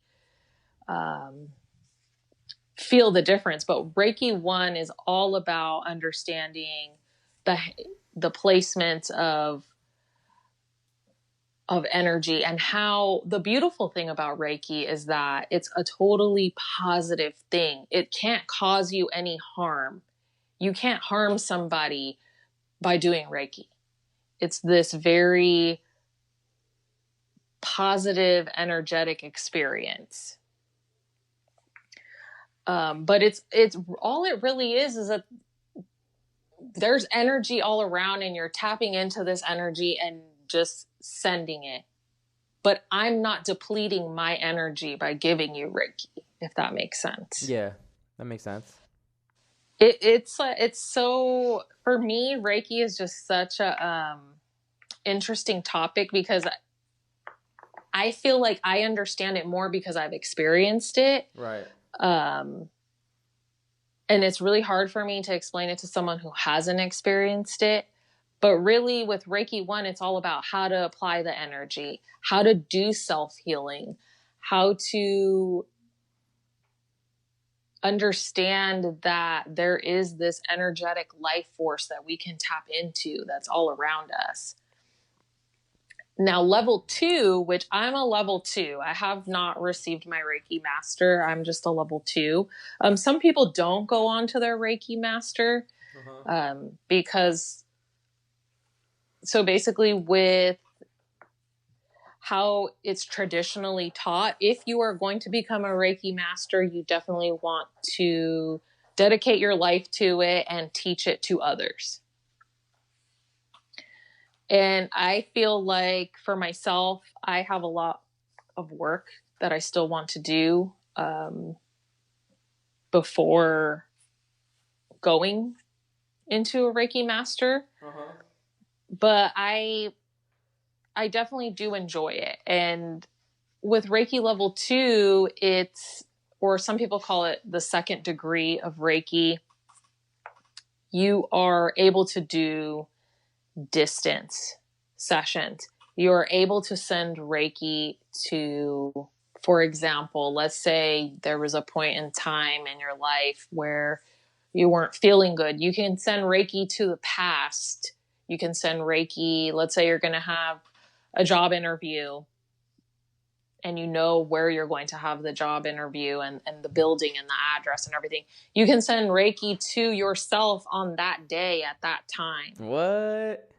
Yeah, so they're concepts that it's really hard to grasp. And sometimes it's like when I try to explain to my parents, they're like, what are you talking about? But it's like time and space Are fake. Yeah, and that's like a whole nother thing, but I feel like time was created to control us and all these things, but you can do so much with, you can heal yourself on a physical level with Reiki. You can emotionally heal yourself with Reiki. You could go back in time. So I'm going to share this. So when I did my podcast about my substance abuse, that had been something that had been weighing on me for a really long time because I felt guilty about it. A lot of things. Right. So when I was done recording that podcast, I actually sent myself Reiki when I was at one of my lowest points with my substance abuse. And I just sent myself Reiki at that time. And what I believe it does is it creates this healing of the past, and it's just rippling to my present. I like that. So you can do, there's so many things you can do. You can, I don't know if have you heard of the Akashic records? Yeah, I have, yes. Okay, so there's people who will go into the Akashic records and send Reiki to past lives, to, I don't have that Akashic records part of it, but you can do so much. You can, let's say, like my mom, she got physically hurt. I'm sending it to her hip. She hurt her hip. But then you can tap into an emotional thing. Can I stop you right there real quick? Yeah. If you're sending someone Reiki healing, they have to accept it though, correct? You can't just That send is it? correct. Okay. That is not something that that's a really good question, because I've had people say, "Oh, well, I want you to do Reiki on my friend." No.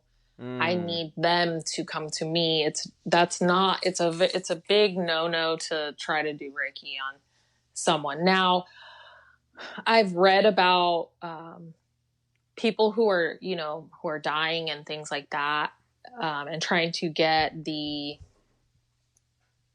permission to practice Reiki. Even with animals, they say that you should try to see if there's some sort of resistance with the animal before you do it. It's funny, I did an in-person session with one of my friends, and her dog was just so relaxed during the Reiki session, like came and laid down right next to me. Because animals feel energy too. They're very much aware of all of that. I mean, and you can send Reiki to the chakras, if one of your chakras isn't balanced. And that can also trigger an emotional response. If you're like, if one of your chakras is blocked, for example, let's say your root chakra. So if your root chakra is blocked, and I'm like, okay, well, it feels like it's blocked, I'm going to send you Reiki. You might feel some emotional things come up, because depending on where you are with your root chakra, let's say your energy is excessive, you might feel stuck, you might feel depressed, or if your energy is deficient, you might be a fearful person, you might feel very disconnected. So in the healing process, and that's what a lot of people don't understand, is that healing isn't necessarily like these unicorns and butterflies and feeling happy and feeling great. Healing is a process where it can take you to a place where you are going to feel uncomfortable. And it can trigger some emotion. Sometimes when you feel a lot of panic or not feeling well physically or mentally, depending on the types of feelings or the types of thoughts, that could also lead back to your chakras as well. So I definitely think that for me and my services, I try to talk, I spend 45 minutes sending you Reiki, and then for about 20 minutes, we talk afterwards to try to pinpoint what you can do to be more balanced, or what needs to be worked on or processed, because sometimes we have a tendency to numb everything out or not process or not deal with anything. So if you get Reiki work done, you go through the cleanse, or you're kind of cleansing out the emotions at that exact moment, or is it like the day after, or like a few days you're going through it, or? Yeah, so you can program. I'm actually in a class right now for Reiki crystal, which is another form of Reiki, but you can actually program it to continue for example, let's say I'm giving you Reiki. We're going to continue this session is going to continue for another 30 minutes or as needed. So you can time sessions as well. You can still, he's going to receive Reiki until the Reiki crystal feels that this is enough. So yeah, some people experience flu-like symptoms. You might feel like you're getting sick. My mom actually got that, where she was like, I feel like, she was literally, after our session, she had like a drip, almost like she was like hacking something up. Like clearing, because, emotions and things live in our body, and it's a clearing process. That's why I always recommend drinking water, resting, not doing too much. Obviously, don't go out and party after you had a Reiki session. It's a time to sit with yourself and process what came up. Why did it come up? Why did I feel this way? Why did I think about this? And sometimes, some people cry during their session. And I think that that's the most healing thing that you can do, is cry, because we sometimes tend to focus on holding it in or not letting it out, and letting those tears just flow is healing in itself. When you when you asked me if I was interested in Reiki healing, I took it as a sign because the friend that I was supposed to have on today, she been telling me she has gotten Reiki healing done, and she was telling me about her experience.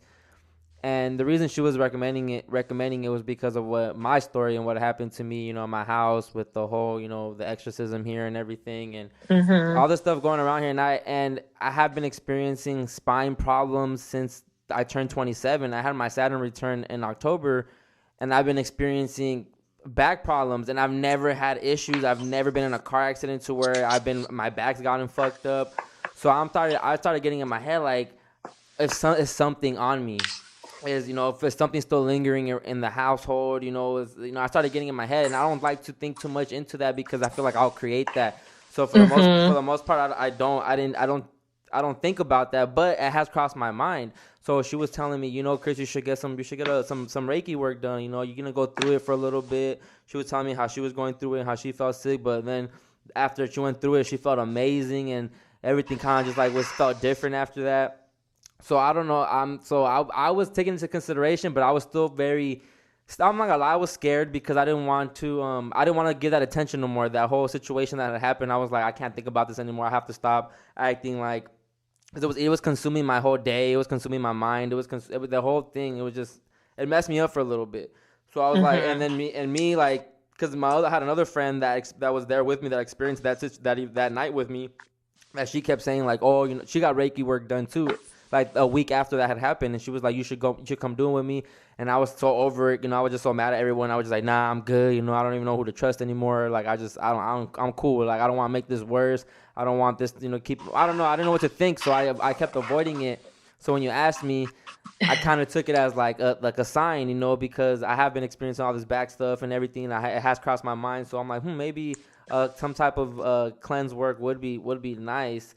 So that's why I asked my homegirl. I was like, "What do you think, Marilyn? You think I should do it?" And she was like, "Well, do you trust this person?" And I'm just like, "Well, I don't know her like that, but I'm like, I don't know, but I don't know. Something tells me I could trust you. I don't know. So I feel like I'm very good at judging people through their Instagram. As crazy as that sounds, I feel like I'm very good at judging people through. I can read them through their IG, and you do have videos where you show your face and everything. So I've seen you. I know I kind of know your energy a little bit just based off what you show us, what you showcase to us.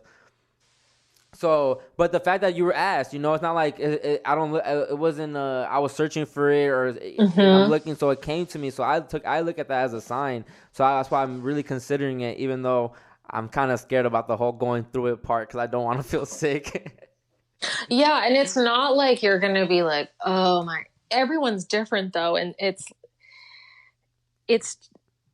so hard to explain. But for me, the first time I received Reiki, I was like, "Oh my gosh, this was amazing!" And I was like, "I need to have this done again." I had so much stuff that was just inside of me from my drug addiction, abuse, all these things in my life. It's so hard to explain because it's not an easy concept. But you would recommend it. Oh, 100%. That's why I would recommend it to anybody who asks me. And I always say, yeah, it's life-changing. For me, it was life-changing. Okay.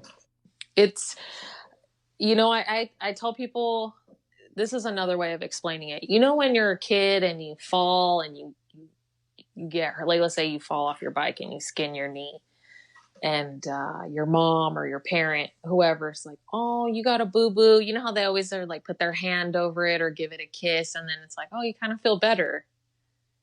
That transfer of energy, it's like that. It's obviously you're hella cut up and it still hurts, but that kindness, or when someone says, I'm going to pray for you, or I'm going to pray for that person, or I'm going to send that person a positive thought, or it's all sending energy. Yeah. This is just a more,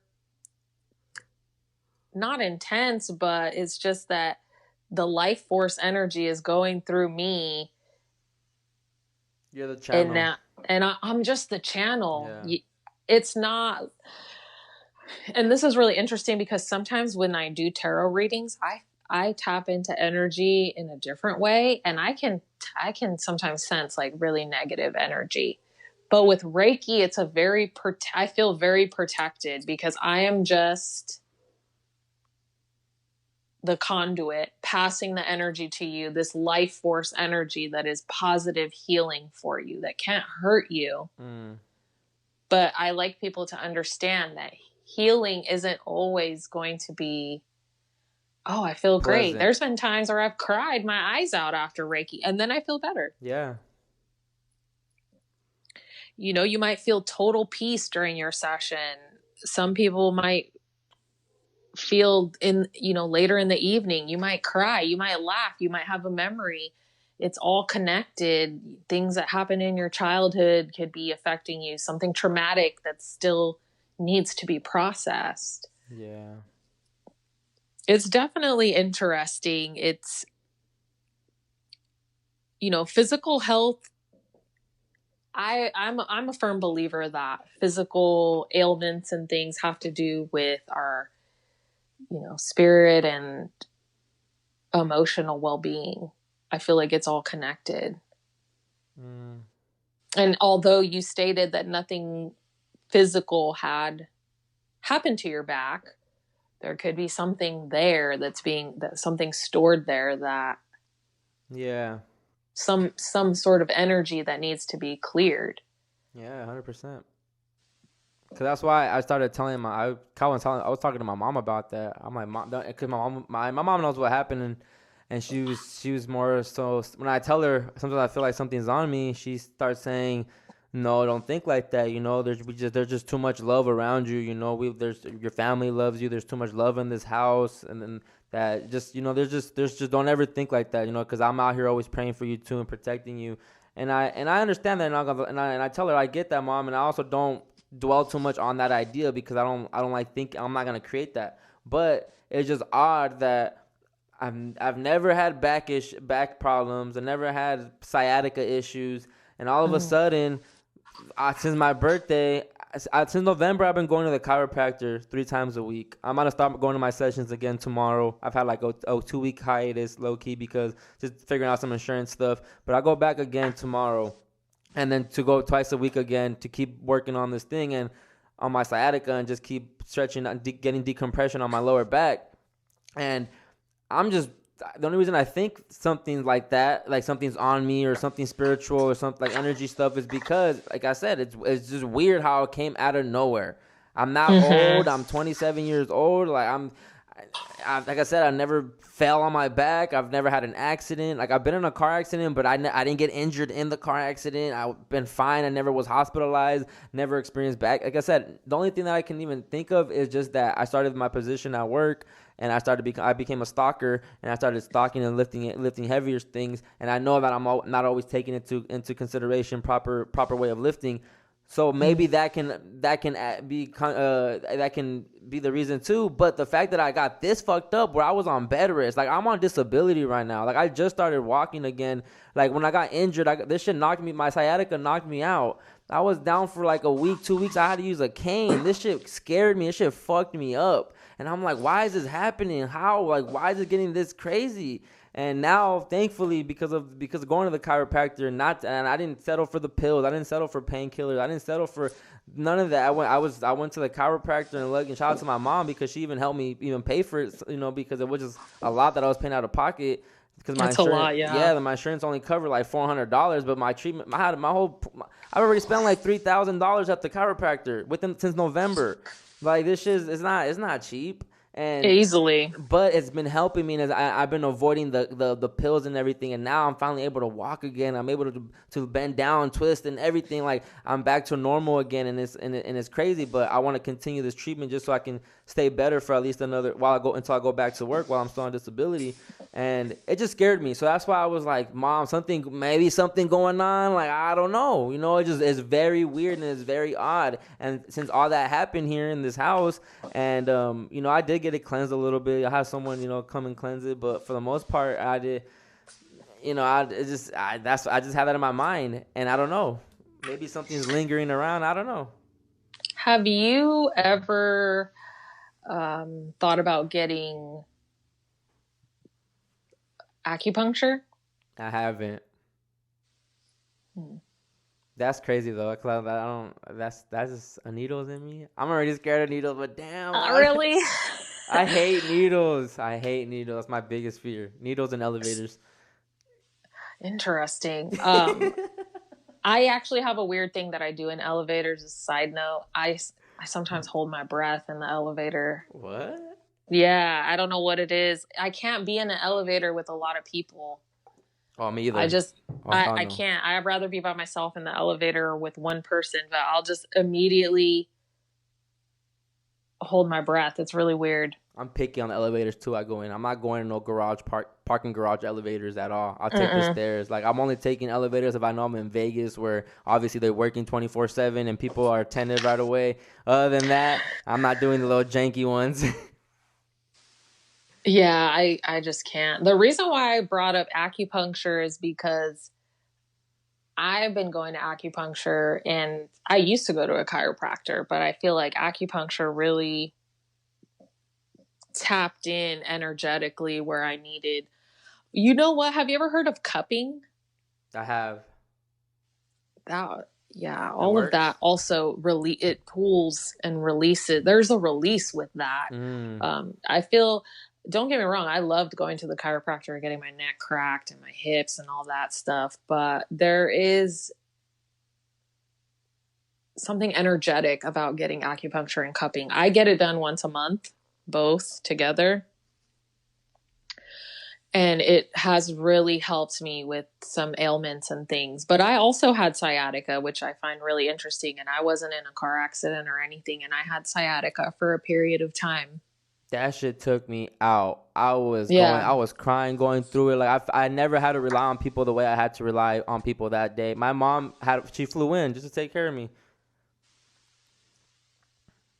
Yeah, it's not a joke. I was like a fall risk at one point. Um, it was just so painful. When I couldn't take my sock off to get in the fucking shower, that's when I started crying and was like, damn, I can't even take myself. Like, it was I was going through it. It was the worst 2 weeks of my life. Yeah, it's very hard when you can't do things for yourself and you're in pain. And you can't do anything. You don't realize how your back is so important for everything. Man. And the thing that trips me out is that because the day I turned 27, I was in Miami, and we had gone to the Keys. We drove down to the Florida Keys, and I fell asleep in the car, and probably for like an hour or two, and my neck just kind of, when you like sleep wrong and you kind of mess up your neck a little bit. So my neck was hurting, for the day, but it was like oddly hurting because it was hurting it was hurting more than usual than it usually does when you sleep wrong. And so I was like kind of like, what the fuck? So the whole day of my birthday, I was uncomfortable. My neck was uncomfortable. Eventually, it was getting worse. The next day, I started getting more stiff, like hunchback, and I was getting stiff. When I ended up flying back, my birthday was October 28th. So the Halloween, 31st was on Saturday, and then I had friends over, and we were all gonna do shrooms on Halloween since it was the full moon and all that. So we all linked up here, but I couldn't even enjoy that day because I was like stuck. Like I couldn't look up to the moon. I couldn't lift my head up, and I was just like, damn, this out of sleeping wrong. Like I've slept wrong before. I've never gotten this bad. So I started getting scared. So that's why I went to the chiropractor, and then they told me I had reverse curvature, and so I ended up going to get my curvature fixed. So that's what I was doing for the last 3 months, and then right when I was about to end my treatment. I slept. This is what I think is funny too. That I slept wrong. I slept on the couch on my right leg, like leaning on my leg while I was watching TV. I fell asleep on my leg. I woke up, a leg felt weird, and I'm like, what the fuck? And I thought it was asleep. I thought I fell asleep while I was sleeping on it.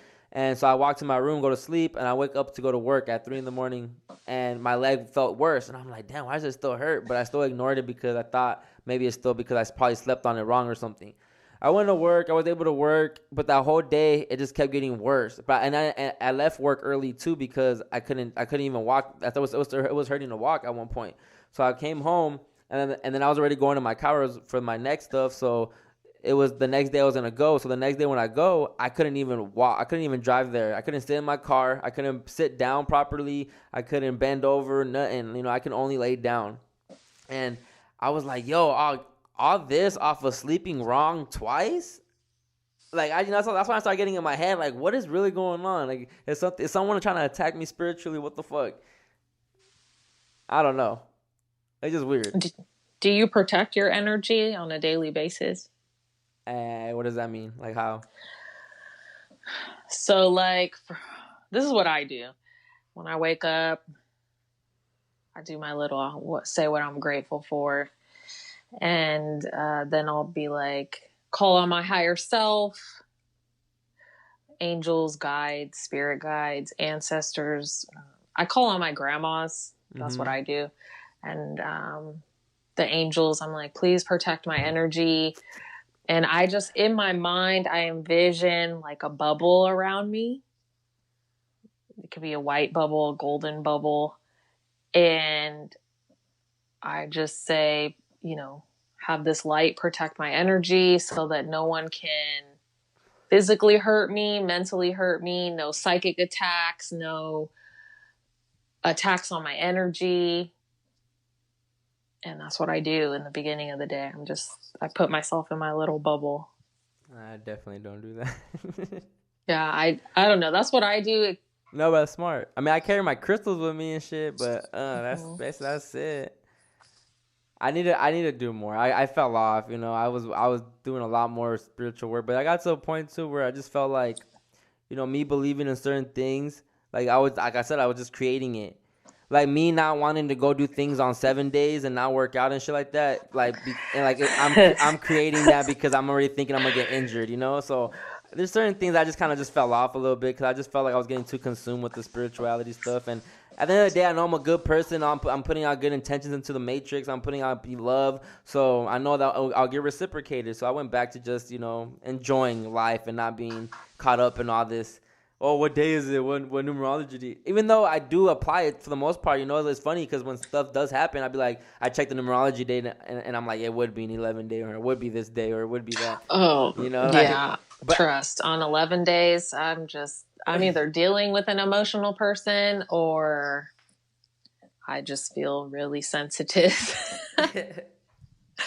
When you said the working out, that when I got injured hella bad working out on the day that you're not supposed to work out.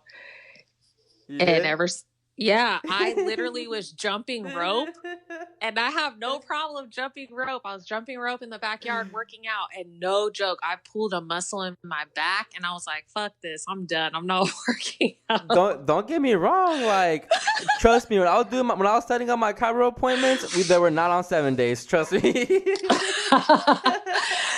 Oh my goodness. So I have this book. It's a little guide for my Reiki. And so it talks about emotional sources of disease. And I looked up back pain. Mm-hmm. And so is yours upper, middle, or lower? It started with my neck area. And then it ended up like right now, that's already been gone. And what I've been dealing with now is my lower back. Okay. So it says upper back, not feeling supported emotionally, needing support. Middle of the back, guilt.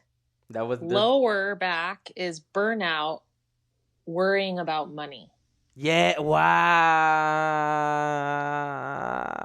It's funny because the middle part, I have not experienced it. So there's no guilt, and that's a fact. There's no guilt. Yeah, but the top and the bottom, the money part, though, wow. Because this bottom hit way harder than the top.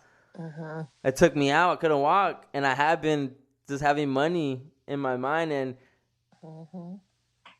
March is an 8 month. And my money been coming in, whether it been stimulus, disability, or tax money. That shit been coming in. But yeah, that's funny. Damn. Can you explain more? Yeah. So let me just see here. So basically, this little book that I have. So when I took my Reiki course, it was just like a 4-hour thing. The whole thing about Reiki is they give you the way that Shannon teaches it in this radical version is she kind of just gives you a little bit of information, attunes you. That means they pass the symbols on to you, and then you have to experience it and kind of go on a journey with it. So what I did, because I'm very much a reader of books, I got a bunch of books, and it's so funny too because I have another book about all the muscles in the body and stuff like that. But yeah, it says burnout and worrying about money for the back. And that could, when we worry or when worry is something that loops in our mind, we create this energy with that thought, with worry. Worry is a very strong energy, and it will just sit itself in a part of the body. So, for example, it doesn't go into much detail, but I'll share one of mine. So I get migraines, and I've been working on this a lot. I don't get them as often, but I used to get really crippling migraines, and that is anger and perfectionism. And that's a problem that I have. I'm always trying to make things perfect before doing it. And it's a control thing, so, and you don't have anything with your neck. It's just your back, right? It started with my neck. So neck, it says flexibility issues, not being flexible, not physically flexible, but maybe you're not flexible in the sense of being open to others and what they do. Interesting. Mm-hmm. I'll have to process that one. Yeah, and then legs, I found legs, so fear or reluctance of moving forward, not wanting to move. That's interesting because my sciatica did start with like the lower back, but it was the nerve all the way is my leg. My whole right leg had given out. So I have been, having thoughts of moving states, moving to where my family's at, but still not really wanting to because I feel like I'm not done doing what I have to do here. Yeah, and then I'm just looking through stiffness. Stiff body equals stiff mind, inflexibility, fear, only one way, resistance to change. Damn. It's interesting. Yeah, it is. I get so caught up in my books sometimes, but yeah, I love books. Me too. I have so many. I need like a whole new bookshelf. I have my moments, like I have those times where I'll buy 10, 15 books and then I won't buy books again for another year maybe or a few months and then I go crazy again. Sometimes I feel like reading, then I have those months. Like right now I'm in a little spunk where I don't feel like reading. But I catch myself already. Yesterday I picked up a book from my bookshelf, so I already kind of see myself like going to get the ones I haven't read yet and catching up and everything. Yeah, and another thing too, and is it on one side of your back or is it all like the whole side of your back? One side. Interesting. Yeah, one side. So my right side. Your right side. Because that also can tap into like the right and left brain hemispheres. I don't know if you've ever looked into that, but not too much, not extensively. It's just very interesting. All this shit. There's so many layers to it all. There is, but the whole back, like it's really made me. At the same time, I don't know. Like, what if it's a sign too? Sometimes I think it's a sign telling me to start getting more physically active and start doing exercises and start working out my back and start building the muscles to protect my spine too. I am getting older, and the older you get, and if you don't start moving your body, it's kind of bad. So I need to start working out and running and getting physically active. And I don't do all that. I'm very lazy. Like, I can eat clean and all that. That's the easy part for me. It's the getting active. Do you like to be on the couch a lot? I don't. I just like to be, I just like to not even be on the computer. I just don't like to run and shit like that. I'm a smoker, you know. Like that's my sport. I love to smoke weed. I love to smoke weed and create and come up with ideas and what I'm gonna do with the pod, what I'm gonna do with the brand. You know, I have hoodies coming. No, I want to build the brand. I know what I want to do as far as where I want to take all this at, and that's what I focus more on. So I'm mostly more on my laptop watching. Like I stay on YouTube watching interviews. Like I study the podcast game. I study all this shit. So I'm mostly always just doing that and then coming up with ideas, bouncing off ideas with my homie, you know, sending the promo for the episodes back and forth and just coming up with, you know, we're doing stuff behind the scenes. So that's what I usually spend my time more so doing. I don't really watch TV like that. I just recently got back into watching like shows and stuff. But and I just been traveling. I just been podcasting. I just been doing my thing, you know. Yeah, I wonder too if your pain in your back is also key in your body. Like the energy is just off balance in your body. I just feel like that's what I'm saying, and I have been feeling like I need to get aligned again. Like I told you, I was real heavy more on my spiritual stuff and going on walks and doing and just waking up and actually just doing my stretches. Not even yoga, but just doing stretches and I was just doing more things, and I kind of just fell off of that. And lately, I just been more slumpy and just getting like I feel like I just been using the weed to just escape, and I don't know why. I don't know why yet. I don't know what I'm trying to escape because I'm not depressed. I'm not sad. I don't think I'm depressed. I don't think I'm sad. I don't think I'm running from anything. But I just feel like I just smoke to just, like, there's nothing to do, so I'm just going to smoke. You know, instead of finding something to do, I just start smoking. I don't know. Do you ever walk? I don't know. I used to like roll a joint and then walk and smoke at the same time, so I'd be Nah, I don't do productive. that. I'm lazy. Like, like I'd rather just be, cause I'm like, I'd rather just be in my little studio room and I'd rather just be bumping music and I'll roll up like that and I'll listen to music while I'm smoking and just plotting, just trying to, you know, I usually get in my bag. That's when I get more creative when I'm smoking. But it's only when I'm not doing anything. When I have things to do outside of the house and run errands and go where I have stuff planned, I can put smoking off. I can do that when I come back home real quick. But there's the days where, you know, because I have just been haven't going to work or anything like that. So I don't know, I feel bored sometimes. I just been smoking a lot. My sleep schedule's all messed up. I'm potting at, like, you know, different days of the week and different times of the day that I usually don't, because I usually have a schedule where I pot on, like today. This is usually what the day I would podcast on Tuesdays. But recently I've just been doing them. I've just been getting guests to come on whenever they can't come on, and I do it whenever because I don't have to worry about going to sleep early to go to work. So everything's just been out of place, and I just feel like I need to realign. I need to go on a shroom trip or something and just, you know, tap out for a little bit. Yeah, those help.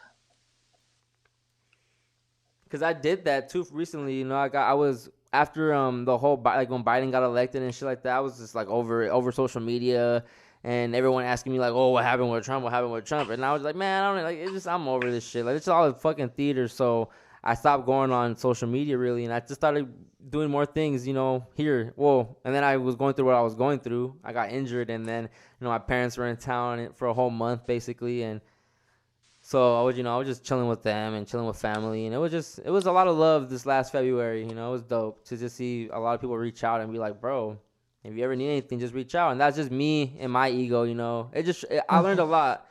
I just learned to ask for help, because people are willing to help you if you just ask for help. But I wasn't asking anybody for help. I was talking to my mom, and she's like, "Well, ask someone to come help you." And I'm like, "Mom, I don't expect anyone to stop doing what they're doing to come help me. I'm a grown ass man.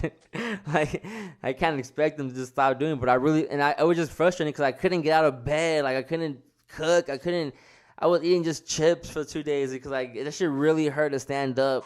I couldn't stand for more than like 2 minutes, 3 minutes. I couldn't lay down. I couldn't sit down for more than 3 minutes. So eventually, Yeah. my mom just came through, you know, and she held it down for me. Shout out to you, Mom. I love you, Mom. I love my Yeah, mom. I think that there, just from us talking, there are some imbalances. You know, the distance Reiki, if you were open to receiving it at any point, the offer from me still stands, of course. I think it would help ease the physical pain, but I also feel like it would balance out that energy as well. Yeah. And I don't know why I get this feeling that there are some things that maybe you have compartmentalized in your mind or just buried really deep, that maybe for you, you would experience a little bit of that kind of like healing flu from the Reiki, which is not really the flu, but it's just a release of. Yeah, I know. I'm gonna go From through it. I know it's the little needed. detox per se. I know it's needed. It's crazy. It is. That's the whole thing about healing, is that you can't. Yeah, I know, and I felt like, and honestly, I feel like I've been running from it a little bit. Like not running from it, but like it's just I like the path is still right there, but I'm still choosing to just keep it right there and just keep going down this way that I'm comfortable with, you know? Exactly. That's why. What did it say? Reluctance of moving forward. Mm-hmm. You know, and even asking for help. I cannot ask for help for shit. I could be. I had surgery on my foot, and that forced me, because I couldn't walk. That forced me to ask for help. But I do not. I will help you. I will help anybody. But when it comes to asking for help, I just struggle. I don't know what it is. I mean, since I've been able to feed myself, I've never had to ask someone to make food for me, to do this. So it's just little shit like that, because I couldn't even drive. So it was just hard, you know. It was just fucking with my ego. It was really like an ego thing. Yeah, it definitely is an ego thing. Do you listen to like different hertz? Have you heard about that, where you can hear sounds on different hertz? Yeah. I don't listen to different hertz, and that even music too is another thing that I know. I listen to probably a lot of low frequency music. I'm not gonna lie, I do. I enjoy a lot of Drake. I do listen to a lot of. You know, I just like hip hop. I like what's out. Sometimes I like the younger generation stuff, the mumble quote unquote rap. I'll listen to that. So I don't defend it. If people say it's trash, I get that it's trash, but sometimes it's catchy. I like trash music. I'm sorry, you know, but I know it's low frequency music. I know it's demonic music. I know what they're saying is of no substance at all, but I don't listen to like the sound bullshits, you know. Sometimes when I have a certain homie here, he's always playing. He'll wake up and he'll light the incense and he'll light the, you know, Palo Santo, the sage. You know, he'll get the vibes going and he'll have the sound bowls playing on the YouTube out loud. And that's nice sometimes, you know. I ain't gonna lie, and sometimes even just subconsciously, without realizing, I feel the effects of the vibrations. But I don't do too much of that, and that's what I mean by I know that I need to be doing certain things to like balance out this other stuff that I'm into, and I'm kind of not avoiding. I'm kind of just avoiding it, to be honest. Mm-hmm. We all avoid things until it's time for it to manifest itself. Like I was fasting once a week too. I was on my shit. I was eating good because I am vegan, but I'm not a fan of the vegan processed food, so I'm not like a Beyond Meat person, Impossible Meat and all the soy shit. Like I'm not. I know that's not the right way to go either. But I have been eating a lot of soy and stuff like that lately because it's just vegan junk food. So I have been doing that a lot. And before it was more raw based veggie foods and plates that I would make. And yeah, I just been kind of just going back to, I guess, how it was before I came into spirituality and all that, before I came across this information. I feel like because I never was in a dark place to where it was like I'm super lost and I'm using this helped me get out of there. It was never like that for me. It was just more so of, oh, what new information, like level up my mind, my conscious, my just like a tools for the matrix, basically how Gary says. And that's how I was looking at it, and I kind of just, because I don't apply it. And that's why I would tell my homies where I fuck up. It's like, what's the point of me knowing all this information and knowledge if I'm not even applying it to make money off of it or anything like that? And I can, and I don't. I choose not to because I'm lazy. I'm lazy to go and look into the things and set it up and do it. And I know that's not my calling. I'm not meant to do that. Like, yeah, that, and I think because I never had to worry about money, first of all, I am born on the 28th, so I never had to worry about money. And my parents, they've always made decent, they've grown to a point where they make good money now, but they've always given us everything. I've always just asked and received. So to this day, they left me this house. They left me a home, and I don't have to pay rent or anything like that, So to this day, having it like that kind of is just like, I never had to worry about shit. And then now I'm at a point too where it's like I gotta figure some shit out. But I know that all that money, all that astrology, and like it's cool, but it's not my calling to make money off of that. And I know I don't have to because I'm not stressing for money. I've never had to stress for money, and I do work, so I have my own money anyway. So I'm cool off that, and I know that this is my calling right here, podcasting and building this brand, and I took it a different direction when I started doing CHRISPIRACY. So I want to start merging it back with the old podcast that I used to do, my Overly Blunt podcast, and that's more of I wanted to be in the music industry. I wanted to be a music podcast and interview people that do music and artists, and I wanted to be a Breakfast Club or a Joe Budden podcast or something. Like, I wanted to do that. That was my initial path, and then when I started coming across this information and waking up and figuring out the way the matrix works and everything, I was just like, I want to talk about this. Like this is like I want to do this. I know, and I don't know because I'm a 33 or whatever that everything just clicks fast for me. I'm able to put things together so quickly and like I see how.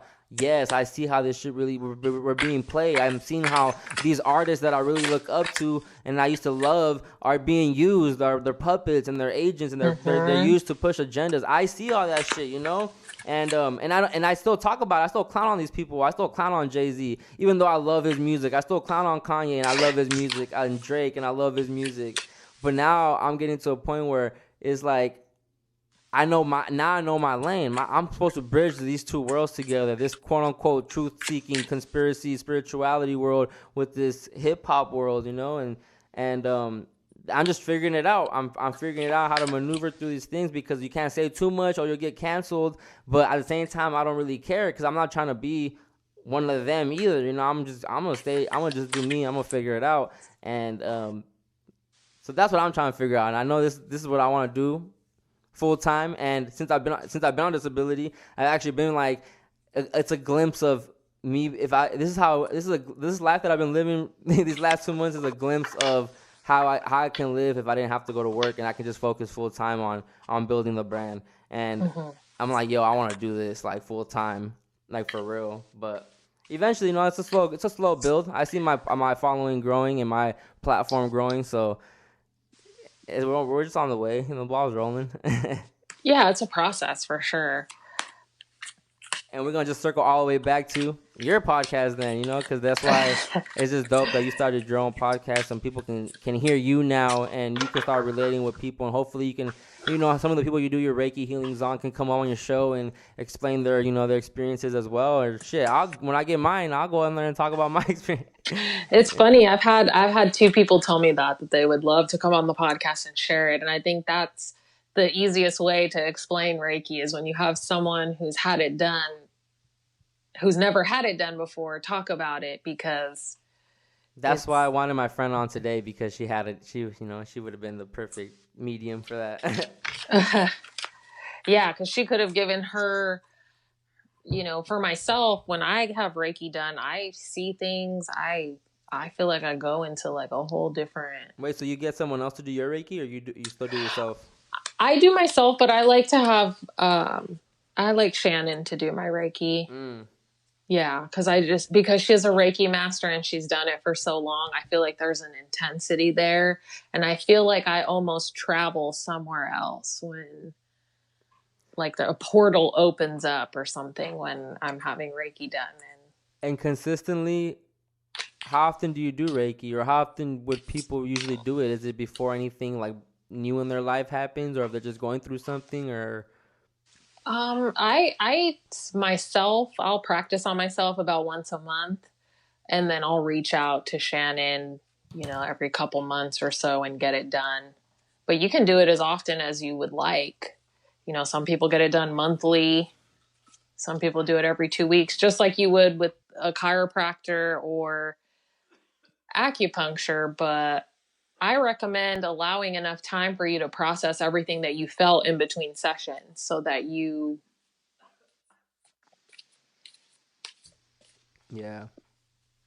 you can be like, okay, I've got, because something else always comes up. There's always so much that needs to be healed. There's always so many layers to it.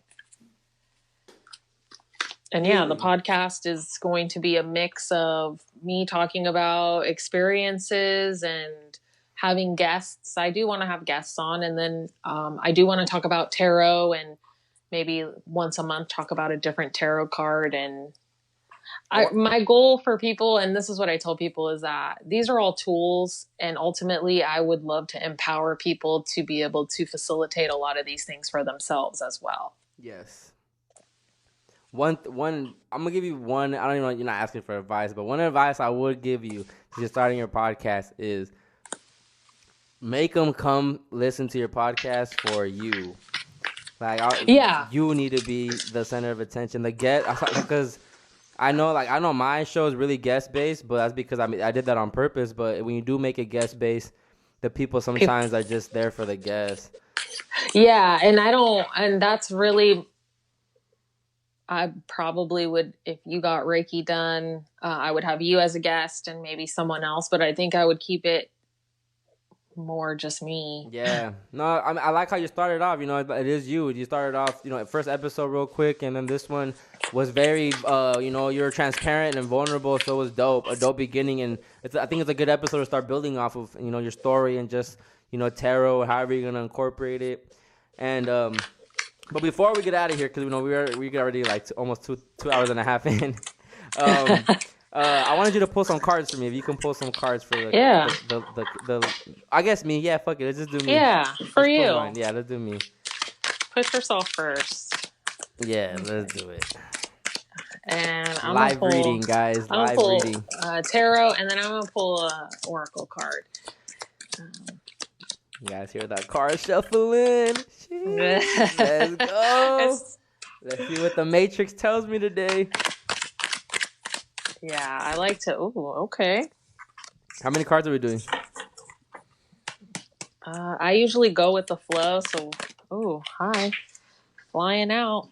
Okay. We got 2 cards. We'll do 3. All right.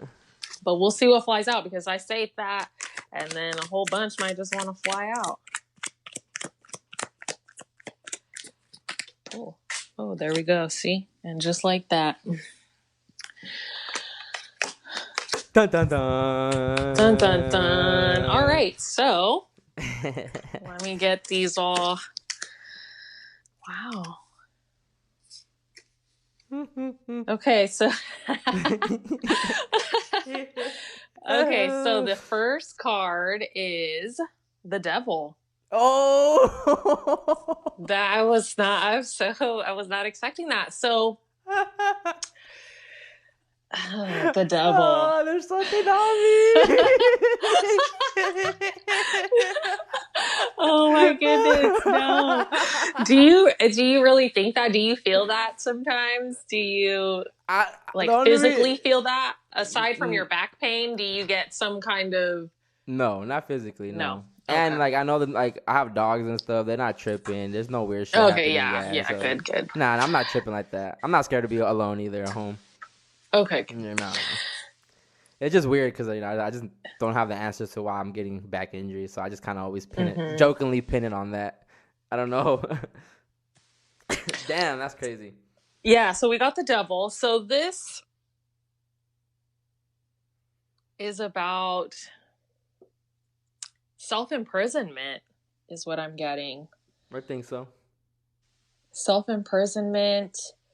You're almost like you're chaining yourself, like you're keeping yourself back, but you're really not chained to anything.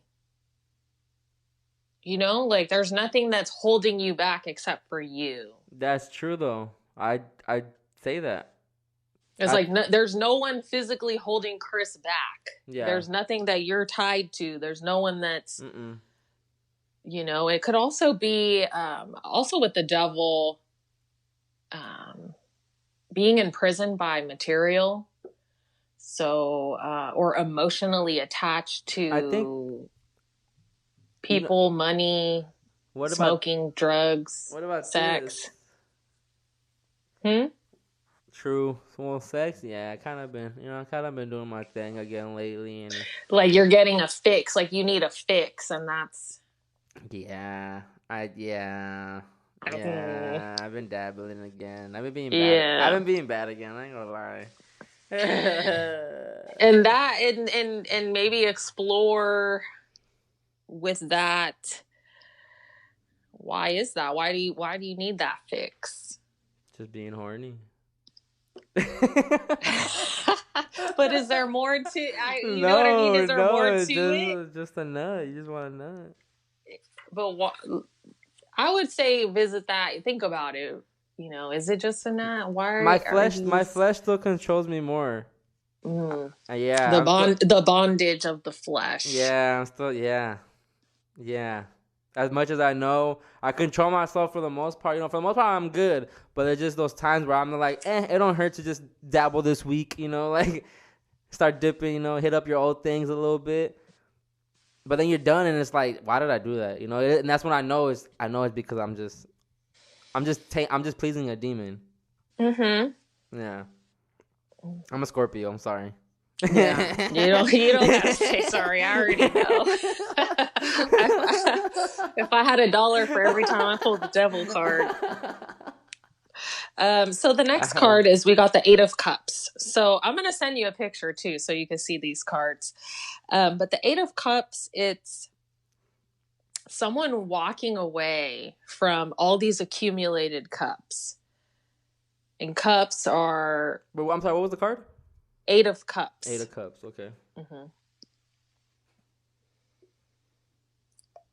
And so with this card, it's like walking away from something, giving something up and leaving it. Moving on, putting something behind you and moving forward. This could also indicate too, maybe that you've had this sense of abandonment or feeling withdrawn. Yeah. And maybe it's time for you to search for something more fulfilling in your life. Yeah. Agree. And when you get on the 8 in a reading, symbolizes strength. So maybe tapping more into your inner strength and your inner power. Facts. I know that we talked about this physical pain, but tapping into not only physical strength, but the strength that you have in your mind and your inner abilities as well. And I feel like it's the weed that keeps me from doing that. Mm-hmm. Yeah, because it's just... Because when I'm not high, I'm just more alert. I can do more things in the day. Cause I'm not a productive stoner. Like I'm not. I know that. Yeah, I'm not either. So I love just like when I'm smoking, I'm just trying to chill. I'm trying to watch a documentary, watch a movie, hear some music. I'm not trying to do all that, play some basketball, workout. Nah, bro. Like miss me with all that shit. But it's bad, you know. But when I notice when I'm not high, I get more things done. I'm more attentive to things. I'm more able to I accomplish more things for that betters just me and the brand, and I just figure things out quicker. And when I'm high, when I smoke all day, it's just like, I'll do it tomorrow.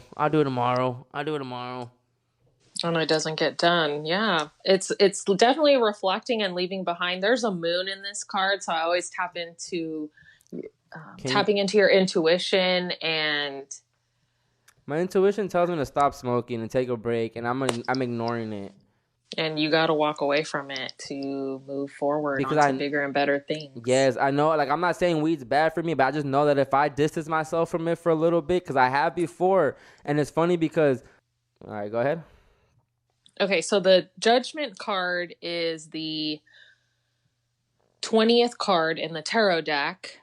So if we do a little numerology, isn't 20 a hidden 11? If you... because there's no 2, right? Yeah, the 20 is a hitting 11, yes. Okay, so the Judgment card has an angel. So basically, the angel is in this card, and we can see these souls that are rising. So with the Judgment card, it's all about out with the old, in with the new. Mm. Renewing, a rebirth, a transition. There's That's what I was just telling you, though. So yeah, coming back to life, tapping into that yeah. energy that makes you feel alive. Mm-hmm. An awakening. Mm-hmm. I felt that July 2020, August 2020, and then that whole thing happened September, and that my whole thing just I kind of started hiding myself again. Yeah, it's a turning point. This card is suggesting a turning point for you, and again, putting the past behind you. So there's definitely something with these cards suggesting that there's something in your past that you need to release in order to move forward. And then the final card is the Strength card, which is the 8th card of the tarot. And this card has an infinity symbol on it. And it's a woman, and she's holding the mouth of a lion. And so 8 is power, success, recognition. All the possibilities for you are endless. There's endless possibilities, limitless, especially because we see the symbol right here. It's the 8. I don't know why I can't think of the word. Infinity symbol. Mm-hmm. It's like an 8, but it's on its side. Mm-hmm. And so again, it's tapping into inner power, inner strength, abundance. It's also asking you to take control. And sometimes we don't want to move forward with things and based on what these cards suggest, you're holding on to the past because it's comfortable. In order to have change happen, we need to be brave and courageous because change is scary. It's also looking at your inner control and what you've internalized. Finding the balance, and I feel this really strong for you, is finding that balance. That's why I asked you if your pain was on your left or your right side, because inner strength you're drawing from your feminine energy. Outer strength is more masculine. And I think that there has to be some balance with what you want to do in your mind and what you're physically doing to get it done. Facts. And remind yourself of how strong you are. I know that for myself, and this is just me using myself as an example, when I went through a lot of physical pain, I felt like I put myself in this bubble and I didn't really want to step out. I just marinated in that physical pain. But allow yourself to step out, allow yourself to get out of that mindset, because physical pain also creates a lot of scenarios in our head.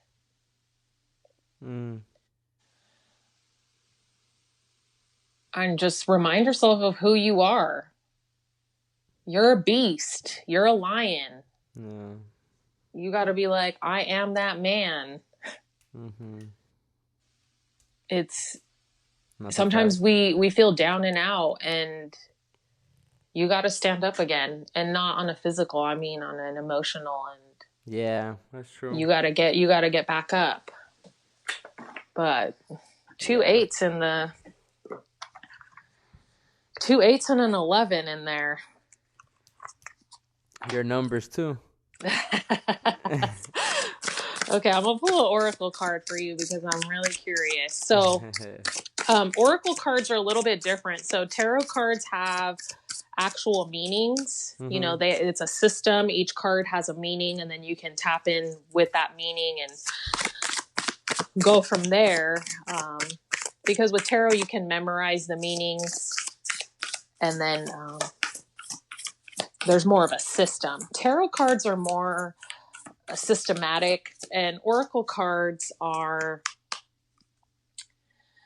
kind of free. You know, some of them don't, you can create your own meaning from them. Yeah. They have their own pictures, their own symbols.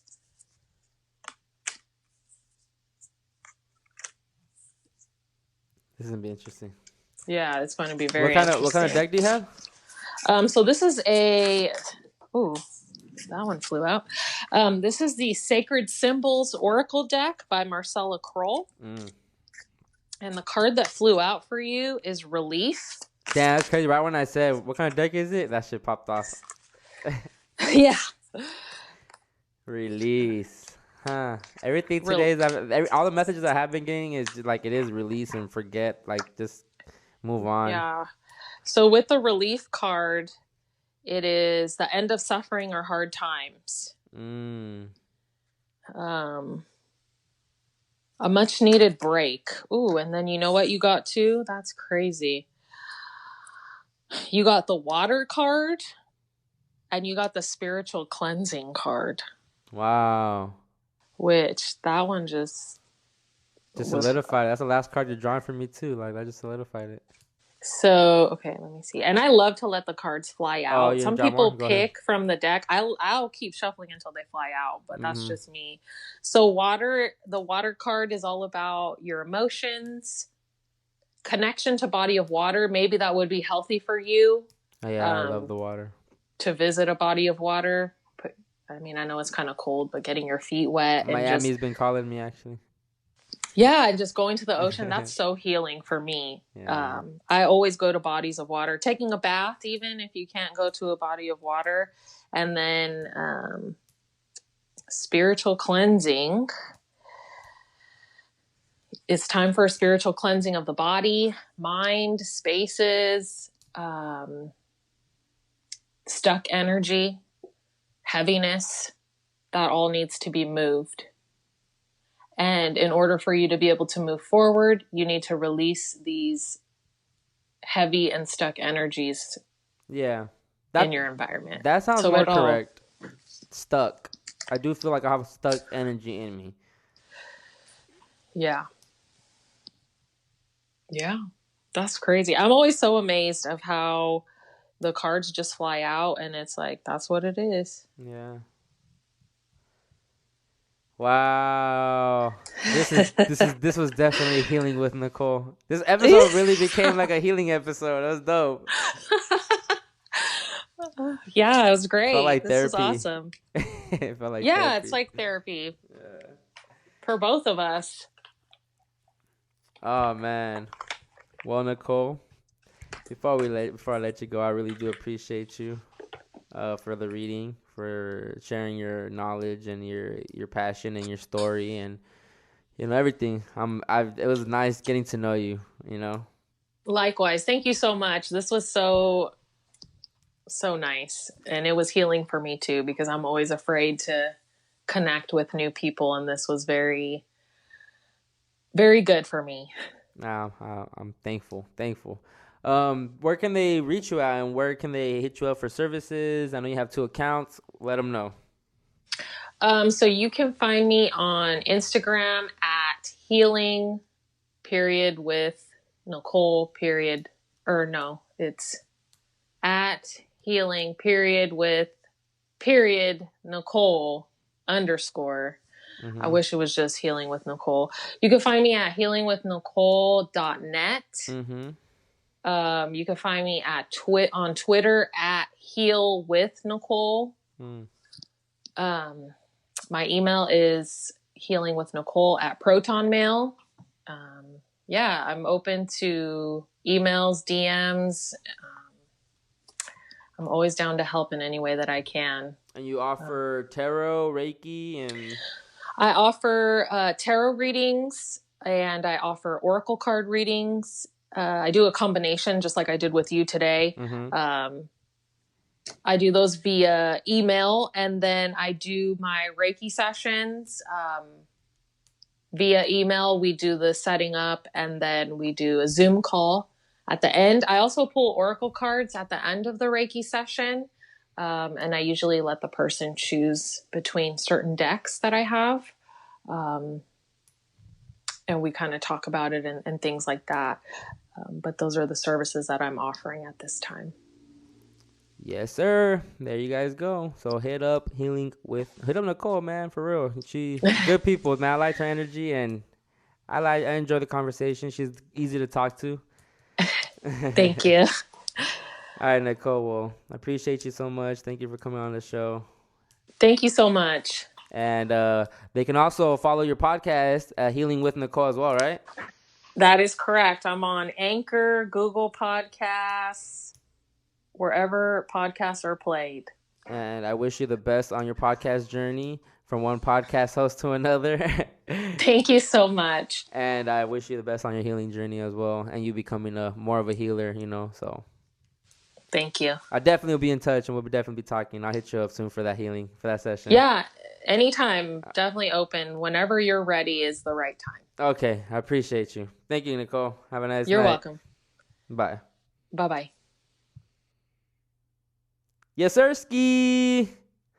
Yo, that was really a healing episode. We 2 hours and 41 minutes in.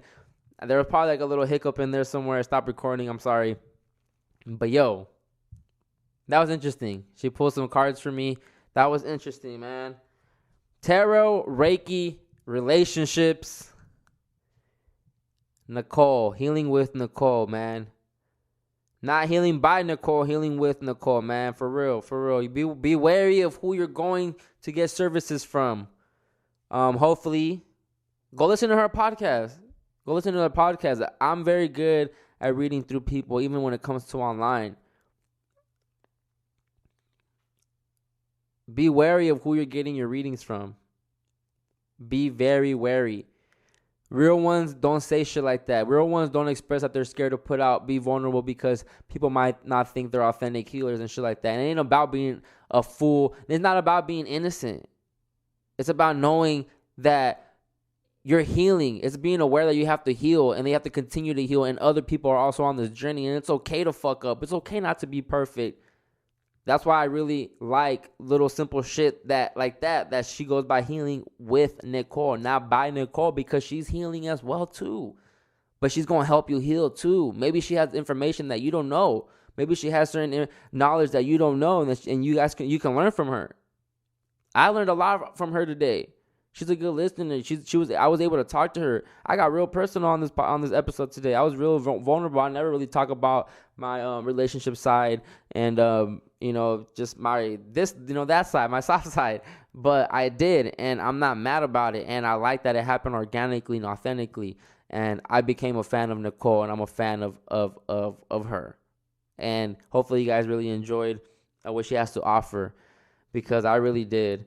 And she was great. Shout out to you, Nicole. Thank you so much for coming on CHRISPIRACY. And hopefully you guys liked the episode. And if you didn't, I don't give a fuck. But hopefully you did. And I got more guests coming in for you guys. I got a bunch of guests booked, man. Get ready. And thank you again. Thank you again for listening to my solo episodes. I really appreciate it. The people are tapping in. I fucks with the community. I fuck with my CHRISPIRATors. My CHRISPIRATors. That's what I'm going to start calling y'all, the CHRISPIRATors. Yeah, it's pretty dope, the CHRISPIRATors. But anyways, I'm about to get out of here. Go listen to Nicole's podcast, Healing with Nicole. I will tag everything for you guys in the description. So if you guys didn't, you don't have to keep pushing rewind to hear what she said, her Instagram name is and all that, because, there's a period, underscore. I know it gets confusing. I'll make it easier for you guys. I'll have her Instagram. I'll have her Twitter all connected in the description, so you guys can just click on it and hit her up and go to her website, book a reading, book a healing session. I'm really curious about that Reiki shit, guys. I'm really curious about it. I just been scared. I'm not gonna lie to you guys. I'm being real with you guys.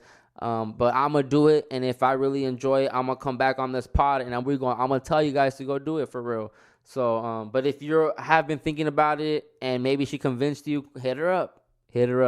Let's bring people to Nicole. Let's get her some clients. So shout out to Nicole again, and shout out to everybody tapping in. I really, really, really appreciate y'all. And big shout out to my boy, Dela Grimm, because my bro going through it, they stole his laptop, and that's pretty fucked up. And hey, man, my boy creative as fuck, and he gonna bounce back from this shit, but I know it hurts, and I just want to send him my blessings and my love. So shout out to you, Manny, and I want to put it in the CHRISPIRACY airwaves so the listeners can listen, and hopefully they send you some love too. Follow my dude, Dela Grimm. He did the CHRISPIRACY cover. I have the best cover in the game. I don't care what no one tells me. It's gonna be hard to top that shit. It's gonna be hard to top my own cover for next season if I do come with it next season.